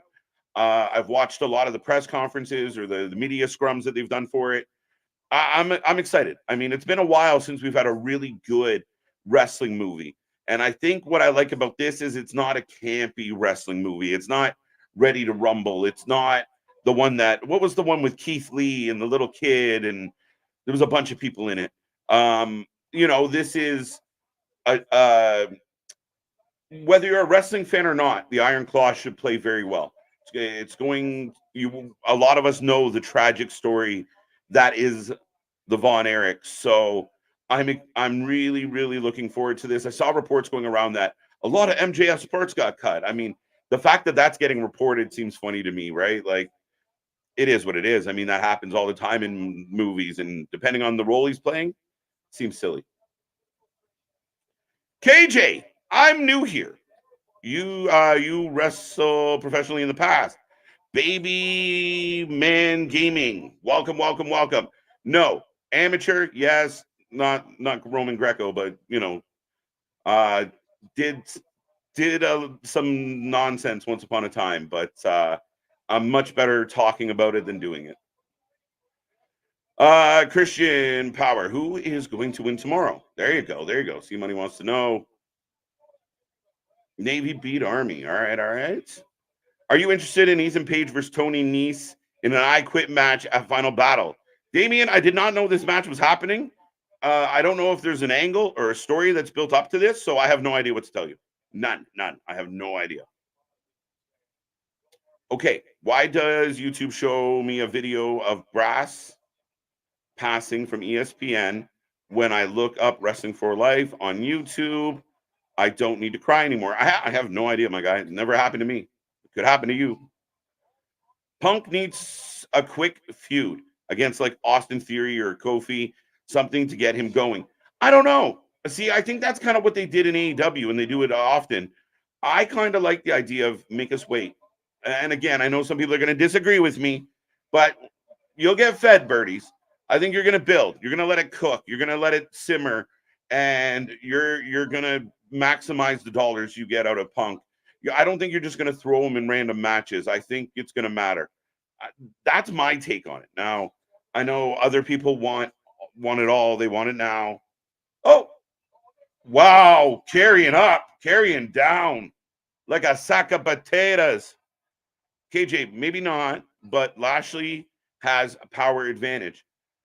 It's got to be neck and neck, Larry. I could see Bobby having an advantage for sure, but it's not huge. Huge spear, though. There you go. Lickety split. Karrion Kross is out. And Bobby Lashley with a huge W. Decent match. Maybe not a 5-star barn burner, but it was a hell of a match. I enjoyed it. So Bobby Lashley will move on to fight Santos Escobar. And we still got KO taking on Theory, an NXT superstar taking on Waller on the other side of the bracket. Want to know what would be funny if football announcer Adam Cantor calls a Royal Rumble match with JBL, Corey Graves, and Michael Cole? Yeah, it'd be highly unexpected. As the Prophets are here to give some love. There you go. Midshipman. Oh, I don't know what I missed, but I don't know what that's referring to. Navy is giving up 3 points. Which way are you going to bet? Only a 3-point spread. That coin toss. As we're going to replay of Bailey trying to help Kairi Sane. So the story continues of the issues with damage control. KJ, backyard. It was more of a basement, kind of a dungeon, but definitely had cameras and belts and entrances and all that fun shit and scripts and commentators. Ridiculous. I should find that shit and just post it. Yeah, you're hot.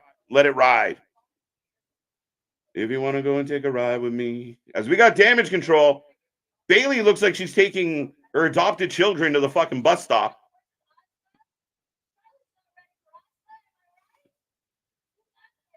Uh-oh. Nobody likes her. And there's your new leader of damage control stepping up right now, guys. And I've been on the record with this. Dakota Kai's taking this one over.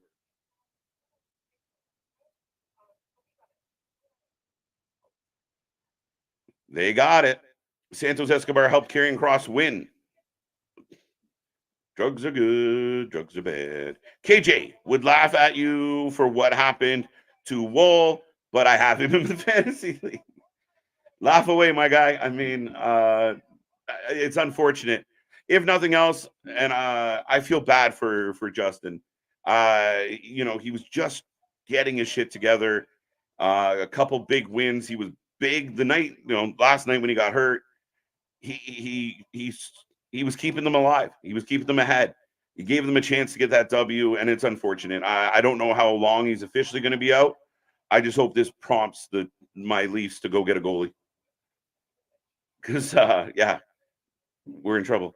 Will there be 2 tapings for SD next week? I don't know. Eric, that's a good question. I know Raw on the 25th. Obviously, they're not going to go live on the 25th. So it's going to be a bit more of a year in review kind of show. But as far as SmackDown goes, I don't know. 1-0. Fact checkers. Who's got that one?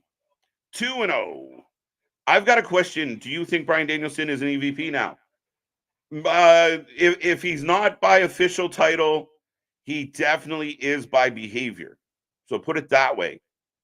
So that's how I see it right now. And I've mentioned this before.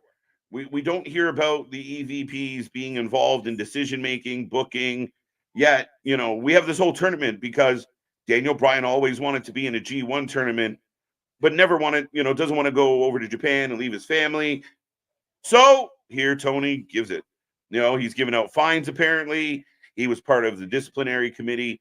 Whether he's officially an EVP or not sounds very important to me. Thanks for coming, Kross. Now it's back to catering. Yeah, it kind of feels that way, Ronan. Again, that felt like a tough one that both guys needed a W, but there was no way Bobby was losing that match. 2-0. Getting an Uber Eats reminding us you can order beer. 1-1. 2-0. I told you Bobby Lashley would win the match. I was right. You were right again. Man's on fire, folks. What can we do? I missed the first match. Which was it? Or which was what? The first match was Santos Escobar, Dragon Lee. Santos Escobar with a clean 1-2-3. Dominic Mysterio was at ringside, did spit on Dragon Lee at the end after the match ended, but big win for Santos. Santos will take on Bobby Lashley in round 2.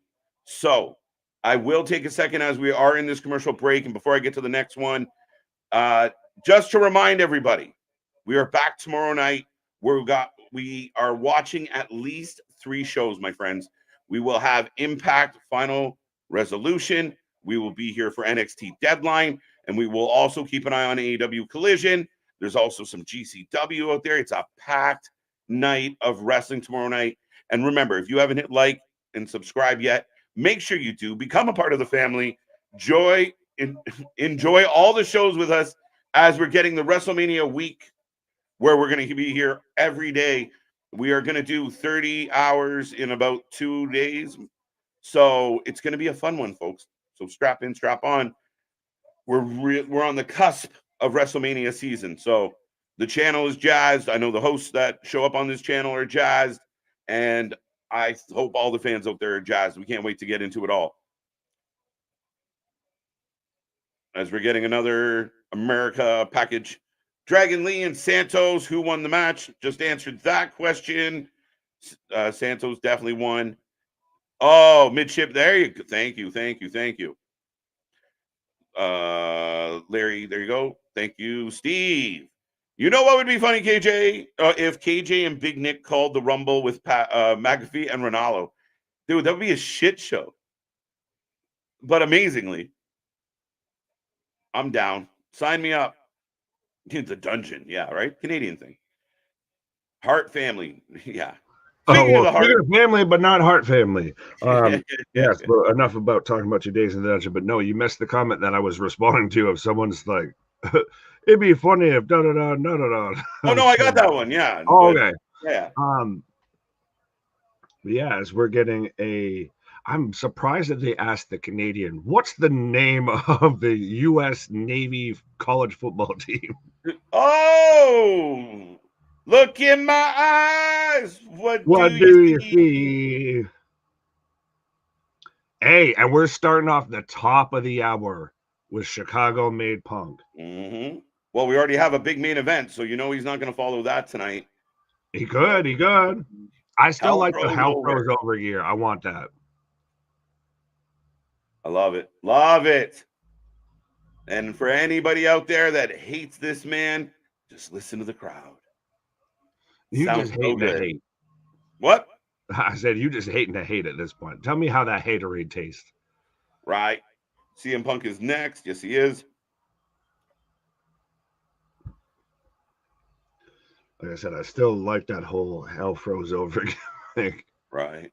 I want that gear. I'm disappointed on Kross's run in WWE. I think most of us are. And I think give Papa Paul some time. Look, he's looking at the belt. He's looking at that belt. Can I pet that dog? Can I pet that dog? Isn't that new belt pretty? I haven't had that one yet. It's ugly as shit. I'm going to have to spray paint the shit out of this one, too.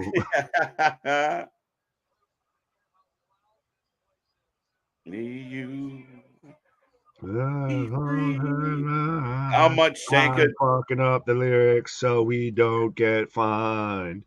How much Sanka did Asuka drink? Christian, there's so much wrong with this.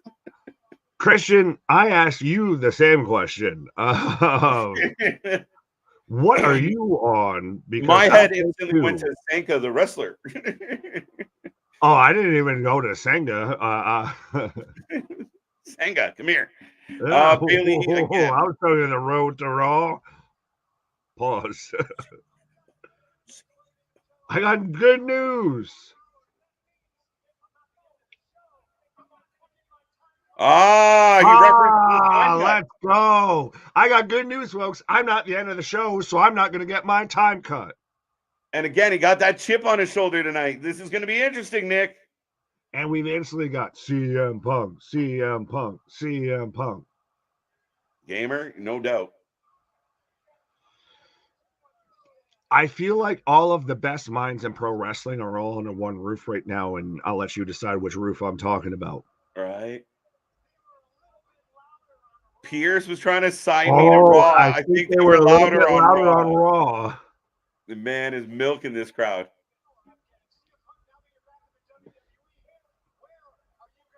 Oh, I thought he was about to go, where are my ice cream bars? He's leaving it up to the fans.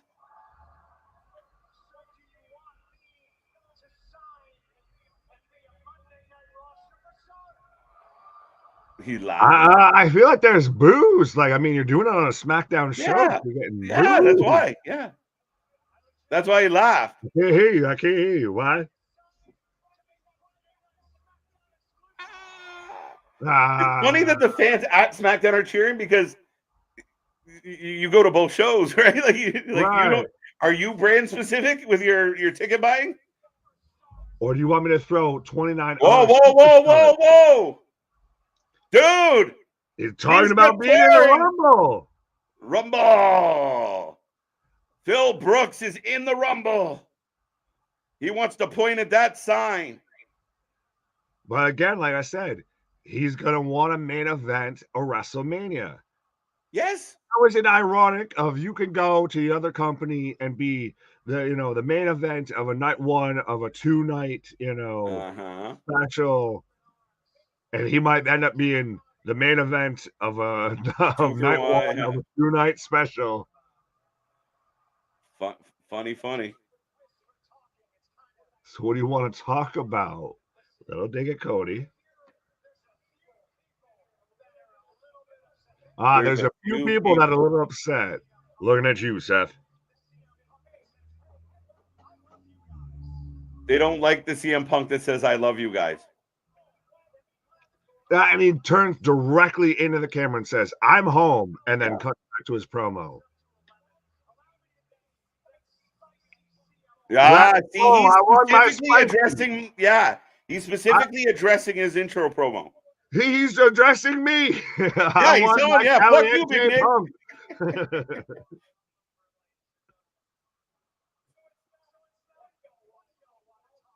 It's not what you want to talk about.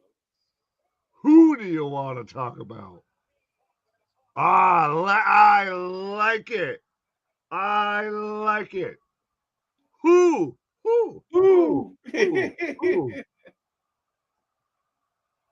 I'm dying for a Paul Punk interaction. I really am. CM Punk is officially in the Rumble. That'll be amazing. You want me to talk about Cody Rhodes? I can tell you some stories. Ooh, here goes Seth. Oh, we're gonna shooty McBang. Pause. Listen, dude, he's got like the crowd eating out of his fucking hands. Roman Reigns. He's doing all of it. Let's talk about who's not here. He acknowledges the tribal chief. Well, we all saw his walk out of Wembley when he knew he was fired. Normally you do it with the pointer finger, not the middle finger. And you usually don't have a man in a loincloth under your arm. Right. Glass isn't big on the island of relevancy. Right.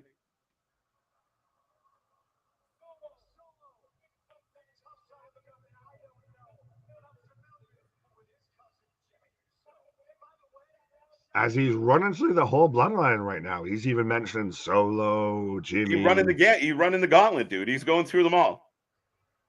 I wonder if this is what we would have gotten if he didn't get his time cut. Yeah. I almost cut my own time there.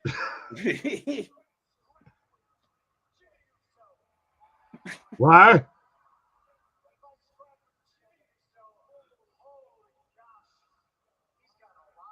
If I fight Jimmy Uso, he's got a lot of cousins. The Samoans.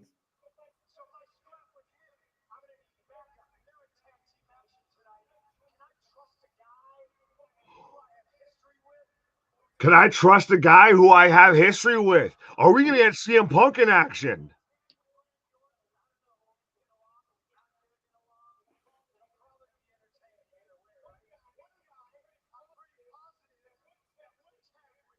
That would time, man.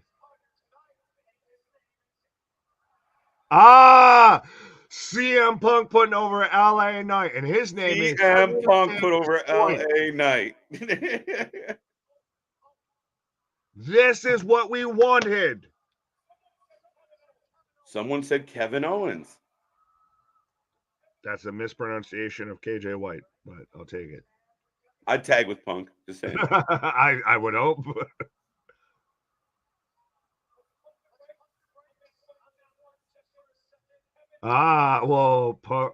Owens. Kevin's a little bit known to be a friend of the Buckaroos. He said, but I like that. Me and him are too much alike. He randomly punches people backstage. Let's go.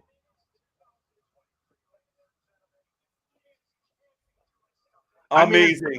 Amazing. Folks, you just can't be doing amazing. Stuff like that. Look, that kid in the crowd agrees with me. Battle, 100%. Absolutely. Give this man his flowers. Trolled hard. This is what we wanted. And I know people were disappointed, but this is what we wanted for sure.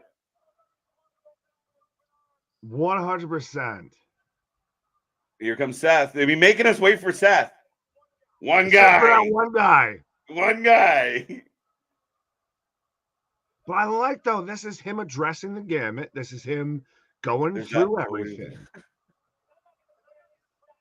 This is 2023, people. You can't be doing that.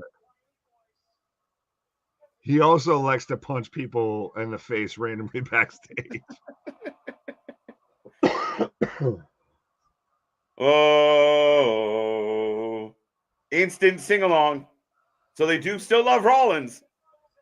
Yeah, but I feel like all of this has been just heating up and just letting the oven fucking preheat to the main event here. Man. There's so much here. There's so much. It's got layers, Nick. But he's a godsend. Not even just in the ring, on that microphone. he is top 3, top 1. He's top 3 currently. He's definitely on the Mount Rushmore of goats, I feel, on the microphone. Oh, he's definitely in contention. But I mean, again, and that's it. Like, we think back to when the Roman Sammy shit was happening, but we think back to like Cody the Dom stuff. But just a man that can stand there with the mic and get this type of reaction the whole time he's out there, nobody's doing it, even when they're at the height of their excitement. But it is also, though, he's the new shiny toy, so it is a little bit of you're hanging on every word, and it's also he has that back catalog of he can say anything sideways at any point in time.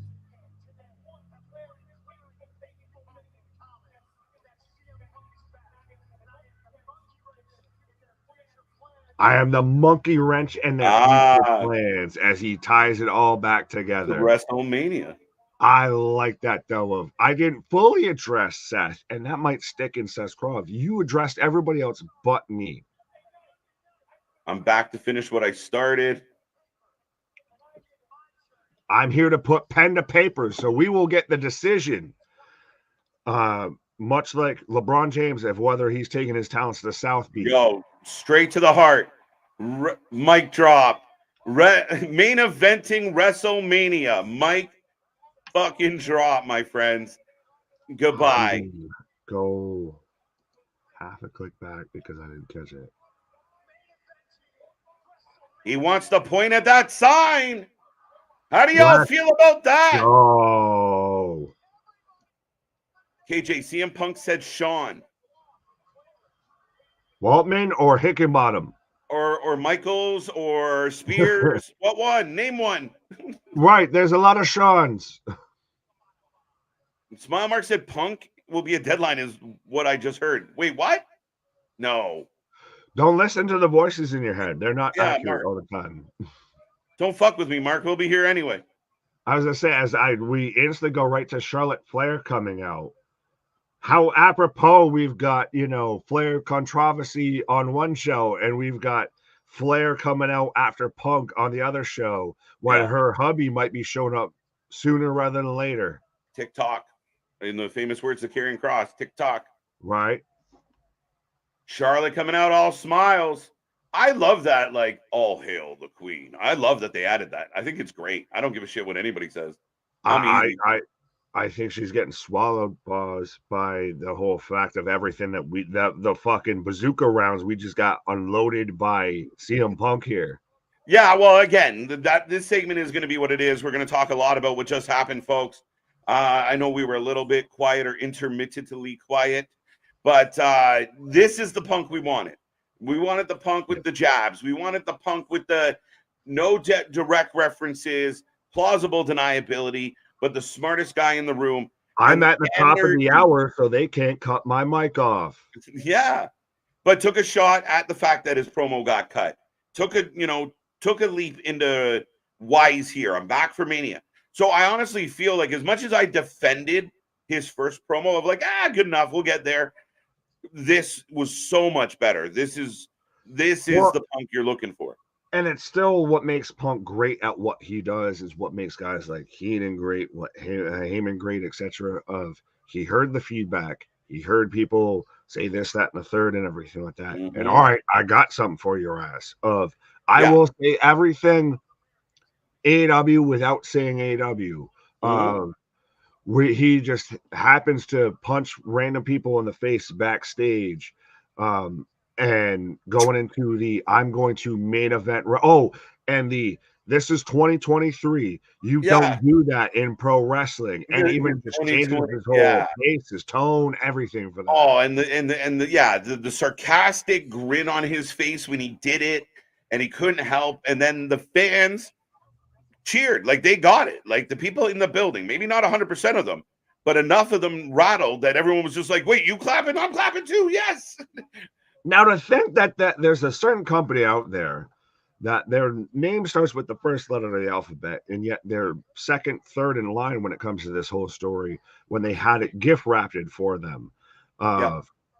You think of the money you had left on the table now, especially when you're seeing WWE do what you could have done just better. Again, yeah. I mean, even for Punk, when you think about it, right? I mean, he was doing collisions in front of a couple thousand people. Now he's, here at the, tribute to the troops in front of a packed house. He was in Chicago for Survivor Series, packed house. And it's electric. Like, whether you love or hate Punk, if you don't tune in and see what that was right there, Nick, and hear the volume of the audience in the building, then you are just never going to get it. And that is undeniable. Yeah, well, when you have X amount of some odd servicemen and everything out there still in full uniform, CM Punk, he is 100%, for the fans. He is invested all of that. Yeah. Like, everybody's behind this. He's out there. I saw a video of him earlier before the show sitting there signing autographs and all of that. Like, he's invested into this. And an invested Punk is a dangerous Punk. 100%. And I said that, like, when everybody was debating whether or not Punk would come back. And I was adamant. He's coming back. He's coming back. He's coming back. He's got to come back. Because I felt like he had a vendetta. He wants his vindication. He needs that moment, right? He doesn't want to leave the wrestling world as the cancer. Well, there was stories that he was reaching out beforehand as well. Yeah. Well, I still think that night that he showed up, he just happened to be on the plane with everybody, and they were like, come to the show, and he's like, fuck it. And him and Trips talked. I still feel like Trips looked at Punk and said, can you get out? And Punk went, oh, 100%. And then he punched him in.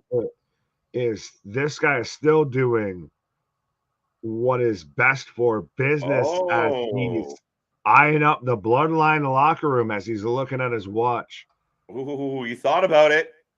Hey, Prickly. What?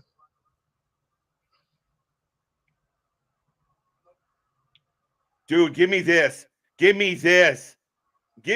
Or listen, I know people want Seth. I want Roman. I would love Punk KO. But that's the thing, though, is you have a wealth of riches, and unlike another company, he who shall not be named, Khan who shall not be named, that we're going to go the fucking gamut, because it's so funny to me if people, I give it 6 months. Cool. That's 6 months. They're whooping the fucking shit out of their competition. I don't care if this lasts 2 weeks, 2 years, 20 years, what have you. I'm going to fucking batten down the hatches, because guess what? Strap on and strap in. It's about to be a rocky fucking road for anyone that's going against me. Damage Control looks outstanding as a crew. And Kyrie, hello, what is up? Yeah, these all look like the chicks that you would see in your Hot Topic in the early 2000s. Oh my God, wait a minute. Who's Pinky? We have Pinky and the Vega. It's Pepto Vega. Pepto Vega and Mission. It's Pinky and the Brain. We haven't seen these women in so long. Mission. Oh, Shotzi and Belair. Belair looking, wow. Y'all want to talk about women's divisions? The fucking plethora of talent. Yes, can we get more Mia Yim on TV? She can wrestle her ass off. Please. Now, how do you feel, though, about the people that this is like the umpteenth time we've seen Asuka versus Charlotte, which is a little, do something else. Something else. No. This is all going somewhere. Bailey's going to get turned on. Bailey was exiled. But how many times have we seen this match? Give me Asuka Bianca. Well, Asuka Bianca's almost in that same. The fans said the same shit about. Everyone said the same shit about the Judgment Day and Cody and all that. But those are your top peeps, and it's your top storyline. Like Stockholm syndrome. You give it to us enough, we just go numb to it, and they accept it. I'm okay with this. I like what Damage Control is doing, and you need to highlight these women. I like Damage Control. I'm just saying this match specifically. Yeah, but who are they going to rival with? Like, I mean, if it was Asuka versus Shotzi tonight, it's not the same shit. Asuka versus Bianca? Against who? Asuka versus Bianca. Well, we've got that a shit ton too, bro. You can't. Come on. That's the thing. Well, that's going to the statement of we have a chest full of riches, but we just keep looking at the same two doubloons. Right? That's like fucking, don't use the grenade, use the TNT. Okay.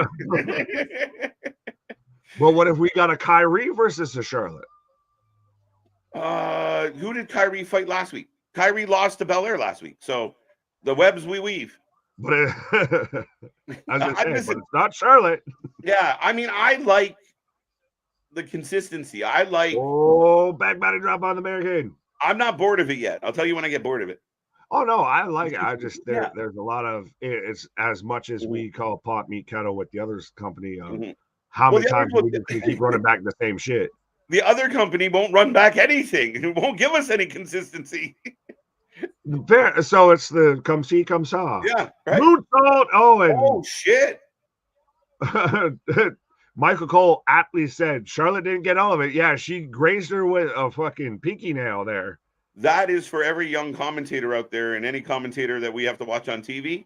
If a move goes like that, that's what you say. You don't go, oh my God. No. Right, don't call it. We're not deaf, dumb, and blind. Well, we can see what you see too. Yeah, don't lie to me. I thought Charlotte hit the back of her head on the corner of the table, but she seems going to commercial break. I think that's when she just kind of rolled through of it. She shot it way to one side and just grazed her. Yeah, now back to this Punk promo again. A lot of fire, a lot of piss and vinegar came out of this man tonight, and now we're actually getting him. Now he's starting to feel a part of the show. We're getting him in the background. We're getting him, walking through the hallways, looking for Nick Aldis. Maybe I'll talk to the Bloodline. Oh, there's KO. This is starting to feel like he's on the shows. I like it. But it's such a weird thing to think about that in 2023, Vince McMahon is out of WWE. Mm-hmm. We have sold the company and CM Punk is back in WWE. Yeah.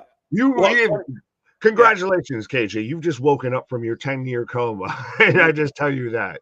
And you just be like, what the fuck? You're lying to me. Well, let me ask the fans out there, and I'll ask this to you too, because our year-end awards are coming up. We're going to put out some fan polls, so pay attention for those folks on all our social media. But what's the biggest story of 2023? Vince McMahon giving up and selling to Endeavor, or Punk's back in WWE? What's a bigger story? The fucking never-ending story, the far from home story, the fucking Lord of the Punks story, right? 100%. But see, I to be honest, as far as overall industry, like the fact that Vince McMahon, after all these years, Vince McMahon gave up like his control in a large part, and now someone else is technically and actually the owner of this, to me, that's epic. Yeah, but that was a moment versus Punk has lasted all the way from All In and beyond that through All Out. Like Punk has been the common thread throughout 2023 in pro wrestling. Well, it's a crazy year because there's other stories out there that are really big that happened in 2023. That we're not even talking about. Yeah, but those two alone, like, what? How do you compete with either? And right. I think it's a bit of a coin toss. So, folks, that's why you need to pay attention to them. Poll votings. Get out there. You can get your little membership sticker of I voted and everything if you become a member and all of that. There you go. Oh, big kicks by Asuka. As we're back from commercial break, I fear for my life during that promo. You imagine the people sitting around their TV when KO and Punk were face to face, going like, "Punch him, please punch him." Well, still, imagine though your Rampage talent at best on AW, and you're watching Monday Night Raw, and then you're looking at Tony Khan and your contacts and everything. Yeah. And boy, howdy, are you like, the fuck are we doing here? Right. Biggest story is technically Jack Perry using real glass. If it wasn't for that's part of the Punk story. I win. Yeah, no, and again, like it really is a crazy time of like a whole lot of shit went down this year. And then, at the end of November, Punk story Bailey's back. Cruella the booty. She's got the split. Yeah. But 2023 is going to go down as a landmark year when it comes Crazy. to the annals of pro wrestling. Yeah, when we look back through, when we look through the history books, and Asuka beat Charlotte. After Charlotte hits the forearm on Bayley, Yeah. Asuka hits the most devastating move in pro wrestling, the surprise roll-up. Asuka with the Batman on her face, by the way. Pause. It's funny. I don't know if you want to keep mentioning that because that's where her mouth is. So the back cave. Moving on. You said it, not me. Never wanted to be the Batmobile so bad. Yes, I am, Larry. Damn. 2-1. Aldis and Punk handing him the contract. Cody Punk, let's fucking go. Oh, yes! Cody Rhodes. Can someone clip this and go, what could have been? Like, to take this shot right now and just put, what could have been? Hashtag. Just Photoshop AW Dynamite on where it has SmackDown on the TV right now and 100%. It's good to have you back, old friend. Punk's going to turn on Cody one day. 2023 in pro wrestling seems like a fucking fever dream. Like, I know we're big advocates of the vitamins and everything like that. I've never dabbled with like the Joe Rogan DMT shit or the Ric Flair shroom energy drinks and everything like that. But I feel like I've been just living off that shit now. CM Punk is in WWE and shaking hands and kissing babies with Cody Rhodes. Meanwhile, Vince McMahon has hit the high dusty trails. Everything good has happened. Right? We're going back to 2015 in the White House, so more honoring the troops. I say Dark Order losing. I say Dark Order losing Stu Grayson. You said that 4 times, and I don't know. I got there. I see. Make the 10 bricks plus 2. At this point now, I'm just like, well, how are we flipping 10 bricks? I know better. I shouldn't read up the way. It never works out for me. No, I'm like, how are we flipping them? Every day I'm hustling. Forgive me, Lord, I have just begun. Bailey and Spanks. Yeah, well, makes the hand twitchy. Pause. Cody Punk. It's crazy to see Cody Punk on the same team. Yeah, and it's not on a Wednesday. Right? But right now, the buzz, I mean, I could only imagine the buzz. I'm sitting here and I'm not looking at Twitter yet, but I might be in a couple minutes. But Punk returns and does everything we've been hoping for. And I think, in the old saying, we've only just begun. Like we got a lot to come. Well, to me, with my old saying is with that of you can have that. That even what I'm mad at of. That is 100%. You knocked that out of the park. That's a grand slam. That's what we all wanted initially out of Punk, and I can't be fully mad that I guess I had to wait for a week for it. Yeah, and I mean, you had to wait for the dust and the legal paperwork to settle. Yeah. And I mean, we talked earlier about this with some of the, the fans want, okay, so get in the ring. Who's his first match against? And I know we're eager, but I think sometimes, you got to follow the breadcrumbs to get to the gingerbread house, folks. You monster. You monster. Do you know the Muffin Man, the KJ man who lives on Drury Lane? The Muffin Man. That's, again, it's been a minute. That's how we fit a Shrek reference back in. Yeah. Well, we never ceases to amaze me. Right. No.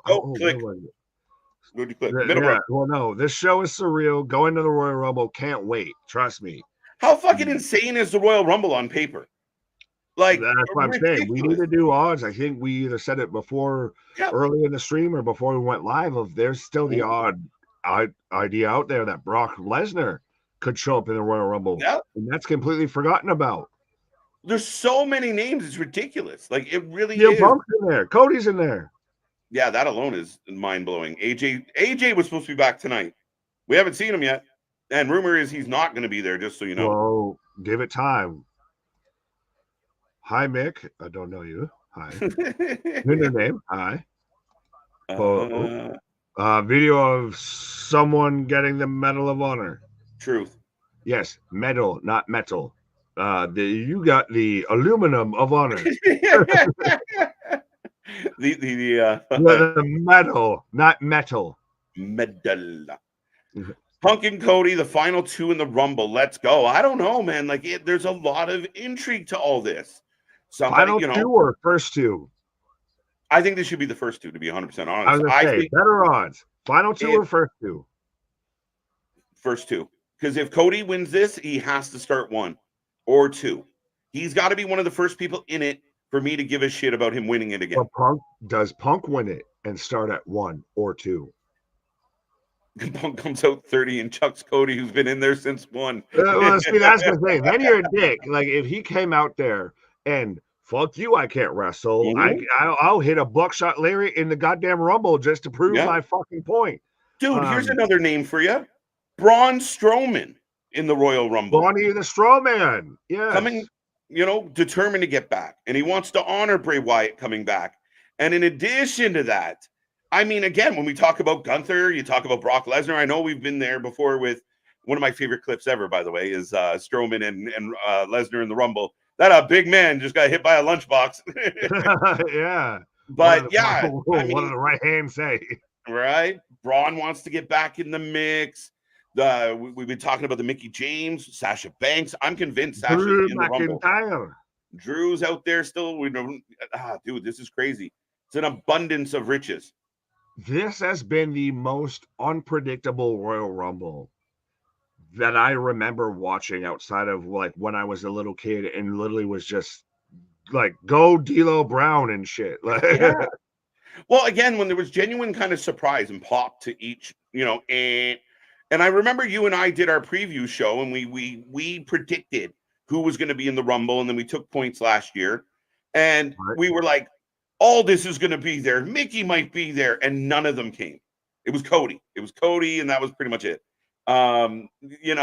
So it's but so we were just a year ahead. So if you take all of those names, they're probably going to show up this year. We're future tellers. We were telling you what's going to come in 2023, not in 2022. Right. I remember I wanted Bray Wyatt to win last year. So, You remember? I remember. Well, I guess happy birthday, Larry, I guess as well. We need a band name. The War and Treaty. So who's the War and who's the Treaty? Facts. I got you that treaty, dear. I know you've been warring out there. You've been raging, but I got you that treaty. I got you a treaty and a nice metal. It's aluminum. It's aluminum. Charlotte is legitimately hurt. Maybe. See, I don't know. Now we're getting back to like kayfabe's a fucking thing. So it's like, are you shoot hurt or are you like storyline hurt? Yeah, I don't know. I mean, the only argument would did she kind of shake herself up on that moonsault? Maybe, but we'll see. We'll see. I didn't see any indication, AJ. If you did, by all means, let me know. But I didn't catch anything that made me feel that way. But we missed some stuff. Right. Ooh. Now what are we getting? And Larry, congratulations on passing half a century. I'm gonna be bad at math publicly right down with this. 50. Oh, I thought that, but it tells you about the American school system. I'm kind of on that. Hogan might be in the Royal Rumble. That would be like a sign of the apocalypse, opposed to the hell freezing over. Run for the hills. The end is nigh. The end is nigh. Time to run away. The end is nigh.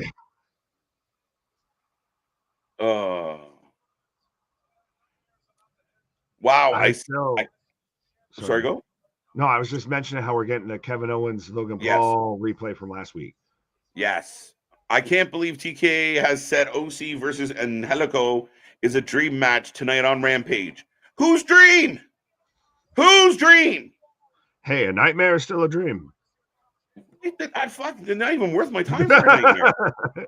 Every time I see Angelico, which listen, I liked Angelico once upon a time back in the day before AEW. He did some cool shit, but every time I see Angelico, I'm like, oh shit, he's still in the company. Wow. Every time. Well, sorry, I was gonna just piggyback off the wow. I need to cut that into this. You guys are now on my list of top podcasts. I enjoy being here with you guys and the chat. I appreciate it. I thank you for the super chat. And my only question is, why weren't we there before? That's funny. LA Knight and Randy Orton standing face to face. Whoa. That Punk! Hi, guys. Hey, right. Everyone to Randy Orton is staring eye to chin because Randy Orton's still 6'4" and everyone's like 6 and below. Yeah. You ready for tonight? Like yeah. After tonight? Yeah. So as you talk, I love that. Punk shows up, guys. So you get LA Knight, you get Randy Orton in the back. Punk steps in, just says hi, and walks off, which I love. And then Randy looks at LA and goes, after tonight, and we get a yeah. So what are they now? They're foreshadowing more shit. Oh no, I did he say after tonight? I thought he said, "Are you ready for tonight?" Is that what he said? Oh man, yeah. My whole skill is either way. But that's the thing, is just the fucking visual. Think about it. If you were to in February 2023 tell your past self, hey, CM Punk's going to be in a backstage segment with Randy Orton and LA Knight. It's going to be the biggest thing on the fucking show after he just confronted Kevin Owens backstage, which was also the next biggest thing on the show. Yeah.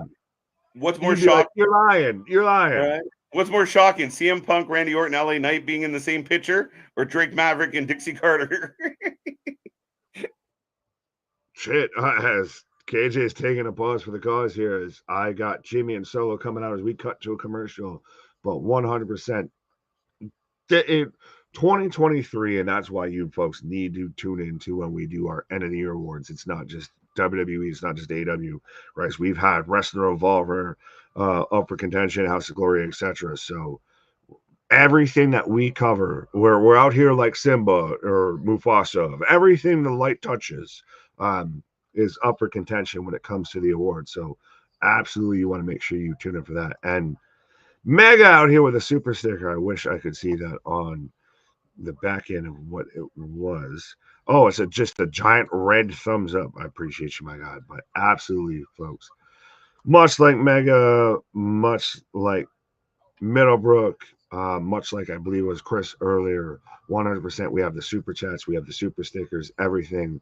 And everything you guys send our way, every bit of help and support to help us grow is greatly appreciated, and it goes back 100% into the channel. We're not out here trying to raise money to, so we can go to a show or anything like that, or so we can, I can get KJ that, tag stream championship or anything like that. No, 100%. Everything just goes back into trying to make this bigger and better and bolder. Pause for you as. Now, because I said boulder, that's not just a boulder, that's a rock. Small mark, 152 likes. Is that for real? I'm gonna have to fact check you on that. I have 103 right now, but I do see about 65 people kicking around with us. So absolutely, if you haven't done so, be a friend, tell a friend. The best thing you can do, especially in the season of giving, is give your friend the gift of wrestling. Whether it be you drop our link to them, whether you, just tell them word of mouth about us, whether you buy them, Wrestling for Life Network t-shirt on the merch store, anything like that, whether you gift them even a membership, anything like that, absolutely. Or even you can, pass on the spirit of giving to us with the super chats and everything that just helps us, keep doing what we're doing. And especially we're going to get, TNA Plus. We might need to add a new subscription to the catalog here. Might have to add a new bookmark to already got Honor Club already got, Fight Plus, etc. We'll just have to add another one. Go be Carmelo Hayes in U.S. title tournament. Oh, okay. So as I'm still in commercial break, I guess that's an interesting topic if we want to talk about that. Of who's your prediction for the NXT superstar that shows up in the U.S. tournament? Carmelo Hayes is not a bad shout. Now, granted, do we buy into the philosophy that Carmelo Hayes and Lexus King, aka Pillman Jr., are working together to take out Trick? Is Trick really the breakout star as Roman Reigns returns next week? He must have heard Chicago made Punk, and now he'll come out here. I know we talked about you want the Punk Heyman back and forth. As also next week, we're speaking of the NXT superstar. We're getting random NXT superstar versus Grayson Waller. But do you kind of like the idea, and we're also getting Austin Theory versus Kevin Owens, but do you like the idea of Heyman takes his shot, speaks his piece in response to what Punk said, and then we kind of get that back and forth. We build up to the confrontation between the two, because that's ultimately where we need to be here. If we get Roman Reigns versus CM Punk at any point, we need a solid start of top of the show, top of the hour of CM Punk and Paul Heyman, and we just let them go. As LA Knight's coming out right now, and the reaction is arguably still one of the best pops of the night, even with CM Punk coming out, even with Cody Rhodes, even with Randy Orton about to come out here. Christ, you had even CM Punk. Didn't even have to say the man's name, just pointed, and the crowd went with it. That's the thing. In WWE right now, respectfully, it is a wealth of riches. People are getting mad that like this person and that person isn't, in the title picture and everything like that, versus on AEW, we're just mad that they're not getting booked or how they're getting booked. Larry saying, let Roman beat Hogan record, then triple threat with Orton and Reed. That's getting interesting ass pairing. Keyshawn saying Braun Breaker. That's not a bad shout at all. As I've got Randy Orton coming out right now. I have unleashed my Viper. I have spoken fucking Slytherin. I have unearthed the fucking the Basilisk. There we go. I'm showing off all of my Harry Potter nerds here. Oh, I thought you said Vaseline. I was like, pause. Yeah. No, I'm Ice Cube. No Vaseline. Of the voices in your head. I am back. Thanks. Be a friend, tell a friend, slap a friend. Be a member, tell a member. Pause. Don't do that. I slap a friend before you touch a member, anything like that. Yeah, no, don't smack them. Right, that's not appropriate. You finally sunk in what you said. No, I know what I said, but if adding the slap to it would make it funnier. People think that TV 14 and swear words are absolutely necessary. They're not. They can help enhance a segment or a story, but they aren't necessary. Yeah, I mean, we just got a wicked Punk promo. Did you feel like you should have dropped an F-bomb at the end? Go fuck yourself. I can't say too much because we're big fans of the sentence enhancers over here. It happens. We speak in cursive. I'll put it that way. But at the same time, it's a skill and a talent, and it helps when you even to go to the blood spots and everything like that, or the sugar honey iced teas and everything dropped in every promo. When you don't get them all the time, it feels that much more impactful when you do get it. Absolutely. And we're getting the ding, ding, ding. Folks, if you haven't made a prediction on the main event tonight, Randy Orton, LA Knight, Jimmy Uso, Solo Sikoa, no Paul tonight. I'm bummed out. Well, I said this as you want to pause, so I'll say this and then I'll take a pause. Do we tease it back and forth if we get the Punk promo, then we get a Heyman response, and vice versa? We tap dance back and forth before we get to the final conclusion. Possibly, yeah. I got LA Knight and Randy Orton for the win. I do too. I'm with you. But here comes LA Knight off the tag. Randy Orton and LA Knight is like RKO and BFT connection. There you go. All the acronyms. LA Knight and a Randy Orton win.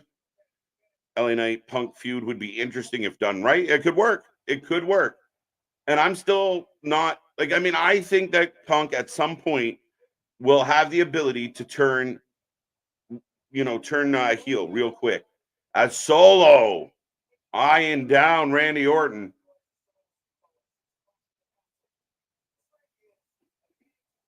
And as much as Solo's a big powerhouse, he looks quite small. As Jamie jumping Randy. Not good, not good. Which member wants to be down boy? Give me Charlotte Flair versus Sasha Banks at WrestleMania 40. That's what I want, Hunter. Well, hang tight, Damien. There's a lot going on. And I did see some reports, some pictures going around that Charlotte Flair was potentially injured. They were tending to her during the commercial break. So I hope she's not injured. But yes, Bianca, Charlotte, but there's a lot in the mix. I'm still saying that Jade's going to win the Royal Rumble. I am. I'm stupid, but I'm saying it. I love Solo. Yeah, Solo's awesome. Undeniable right now. RKO and BFT like to buy a vowel? There you go. Commercial break. Yes, I'm back in commercial, folks. Remember, we are staying after the main event. We will do Rampage / our SmackDown post show, and we'll see what Rampage has for us tonight. We know we're getting a decent match. Again, it feels a little, and you guys can let me know what you think out there, but it feels a little less important to have this match on Rampage.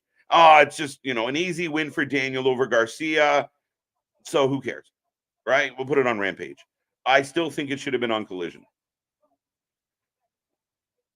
Yeah, KO. Break number 8. Fair enough. 8 sounds about right.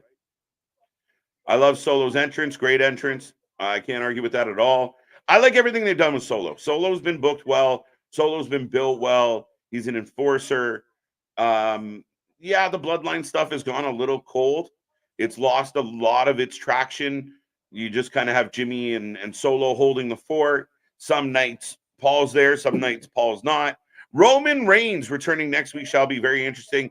And one of the things that I did catch that Punk said made me chuckle was the fact that, that old saying, I think a lot of people have taken the same pot shot, but Seth isn't even the man in his own house. So that is heating up.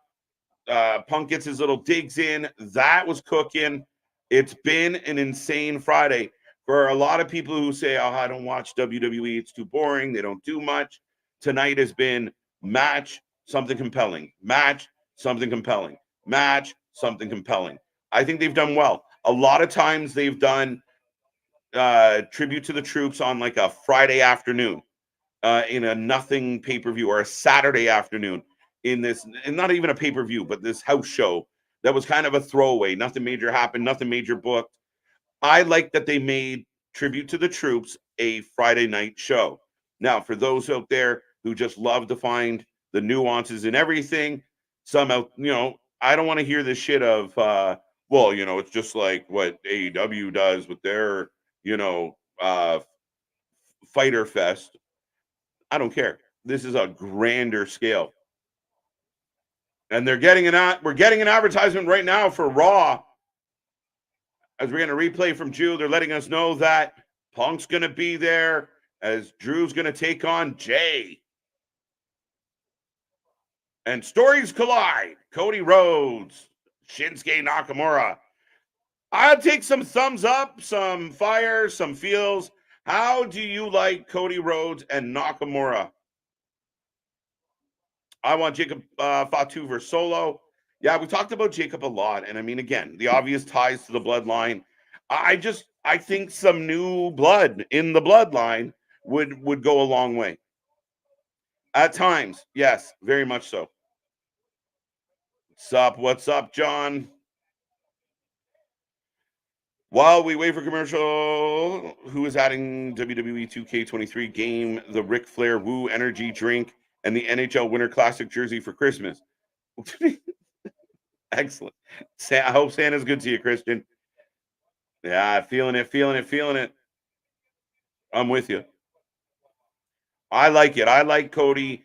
Cody's such an uber baby face going up against Nakamura. I think it works well. It's okay. All right. Not quite sold yet. Okay. As LA in throwing punches.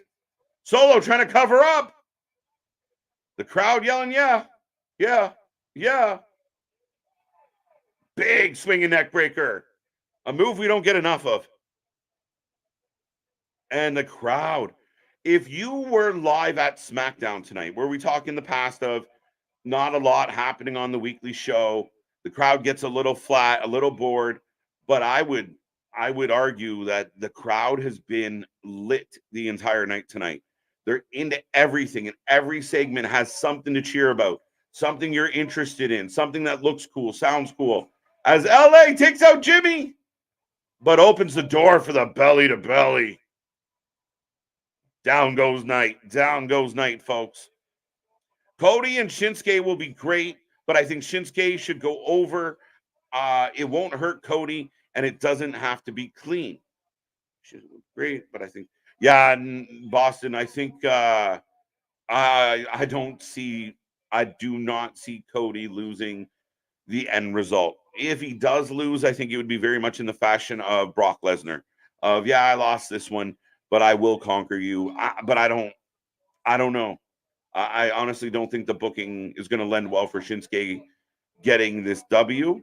I could be wrong. I don't see it. And I agree with your premise, but I just don't see them doing it. Boom, boom, boom. Thank you, John. Going with RK Knight. There we go.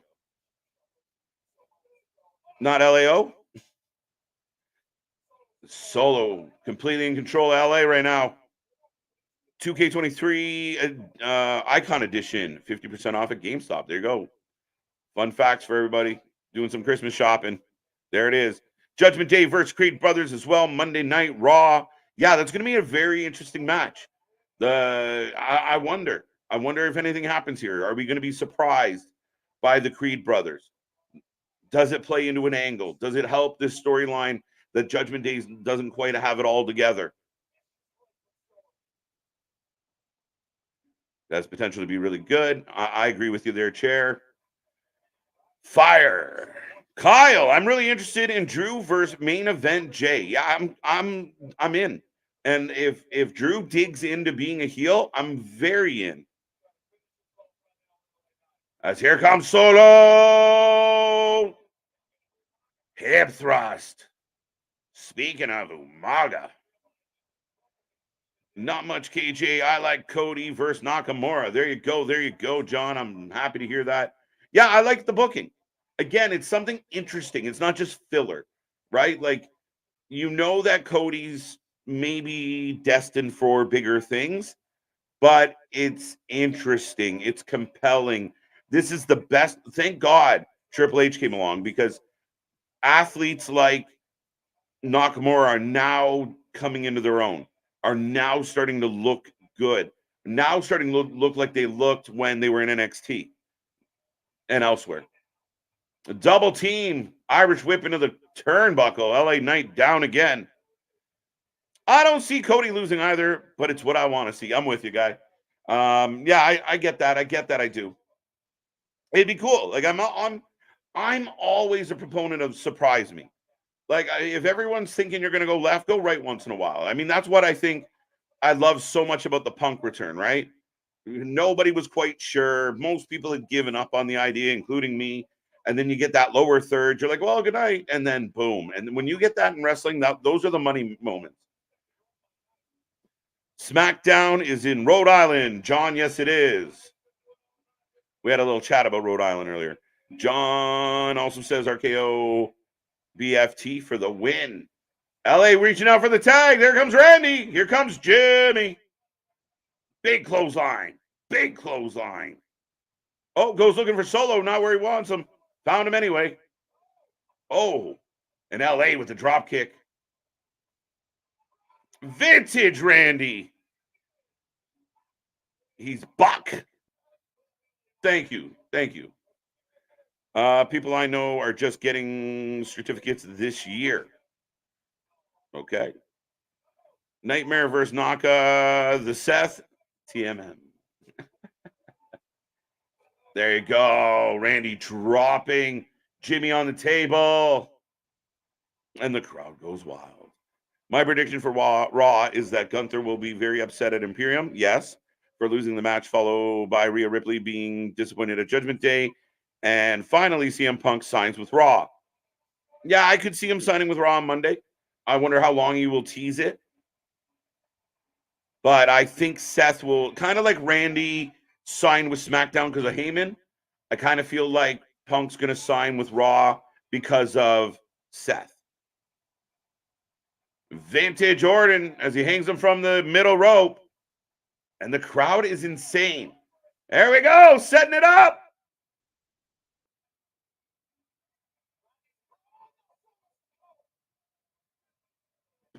Big shots from Solo. Big shots from Solo.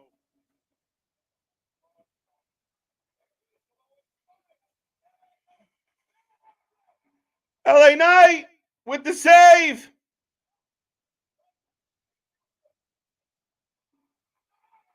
RKO.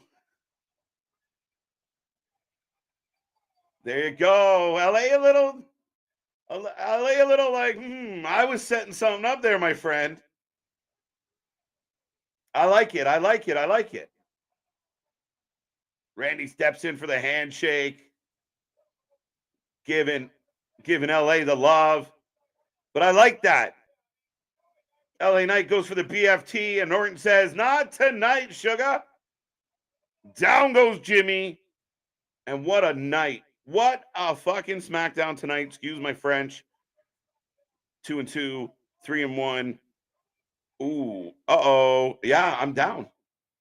But you tease everything now. That's the best part. It starts to feel like the old days of who can fight who. And it really generates that fantasy booking. We go off the air. LA's victorious. Randy's victorious. Everybody's happy. What a night. What a night. But if you don't know, we take a rating out of 10 on every show on this channel. And I would have to argue that is one of the best weekly wrestling shows we've got this year. I mean, I don't care. I know there's haters out there that don't want to hear this, but from start to finish, that was dialed in. And when my buddy Big Nick gets here, we'll talk about it. But man, I don't see a lot of flaws with tonight's show. Potentially, Charlotte's Flair gets ended a little early because of injury. I know people are going to bellyache about, Karrion Kross lost, but he lost to Bobby fucking Lashley, and he hasn't been doing shit. Doesn't mean if Triple H has a plan for Kross that he's dead in the water. Have faith. Have faith. You're going to get fed, birdies. But, man, that show cooked from start to finish. We went into the top of the hour and came out with Punk, and then it just leads to an Randy Orton teaming up with LA Knight. Like that unto itself, no offense to Solo and Jimmy, but just knowing those two were going to compete against somebody, great. Punk poking his nose in, kind of, creating some question marks there. Overall, like, if anybody's got some holes in the show, I would love to hear it. That was a quick 2 hours, and that's how you know the show is good. And Nick and I always talk about this. When the streams go fast, the show we're watching's cooking. And in addition to that, when we are forced to talk about what's happening on the TV more than doing this, it's a hell of a night. And tonight was that night. Like, speaking of, I was gonna say, talk about the devil enough, the devil's gonna show up. Yeah, a hell of a night. There you go. Okay, gotcha. Yeah. I'm trying to make it work, goddammit. I'm with you. They don't all have to be, we take a curveball. They can all be barn burners. But no, 100%. This was a barn burner of an episode of Friday Night SmackDown.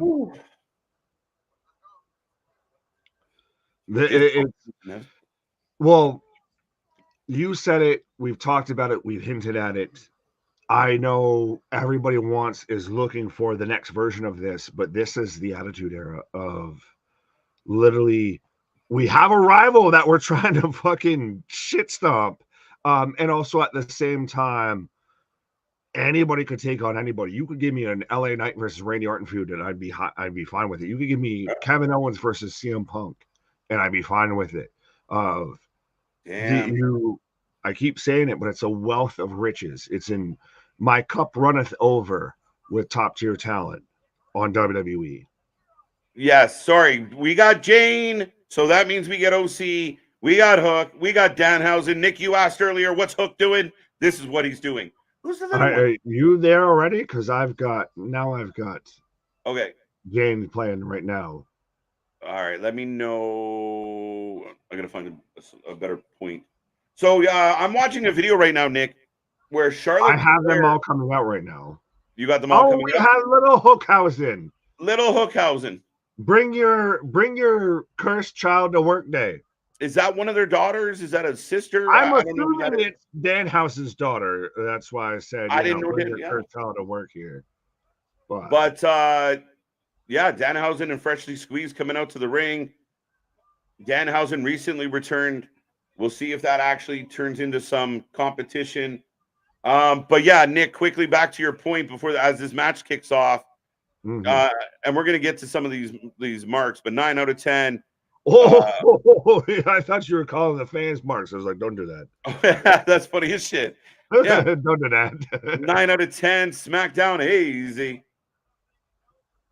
As here comes Angelico. OC pulling out the title out of the backpack. Yes. And Helico and Draglistico, who now is... He's dragging. Dragon. Okay. Why does Angelico looks like... Oh, it's Serpentico. Fuck your Draglistico. Serpentico, yeah, one of them. Yeah. Oh, right. What is a Taco Bell ad in fucking AW in 2023? Yeah. Everyone wants a Crunch Wrap Supreme right now because of vitamins and so on and so forth. You're not wrong. Everyone's out here just hankering for a quesadilla. I'm fucking hungry. Thank you. 10 out of 10. 9 out of 10. 9 out of 10. 9 out of 10. 9 out of 10. 0, no Trish. Oh, my guy. 9 out of 10. It's so funny. Well, no, it's so funny that that's harkening back to, if you've been here for a hot minute, of Chris Leclerc, of like, no Bailey. There was no Trish. I hate the show, even though it was fantastic. Bailey lost. The whole show sucked. Right. 10 out of 10 from Damien. Nick, best weekly episode of a weekly show this year. What in the oxymoron did you just ask me? The best episode of a weekly show that we've gotten all year. Oh, best episode?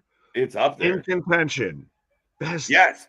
I would say SmackDown is easily solidly like top 2, top 3 for best consistent weekly show. I know I've been the champion for NXT for week in and week out. Love it or hate it. You get your insane spots like Lash Legend fucking body slamming, Otis and everything like that. But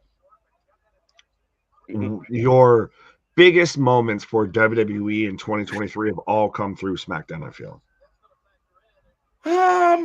Maybe. Every Bloodline turn has been through SmackDown. Didn't they not have some shit on Raw earlier in the year? But tell me anything on Raw that outside of CM Punk showing up of his first promo back after Survivor Series, maybe some Cody stuff wasn't your end-all be-all on Monday Night Raw.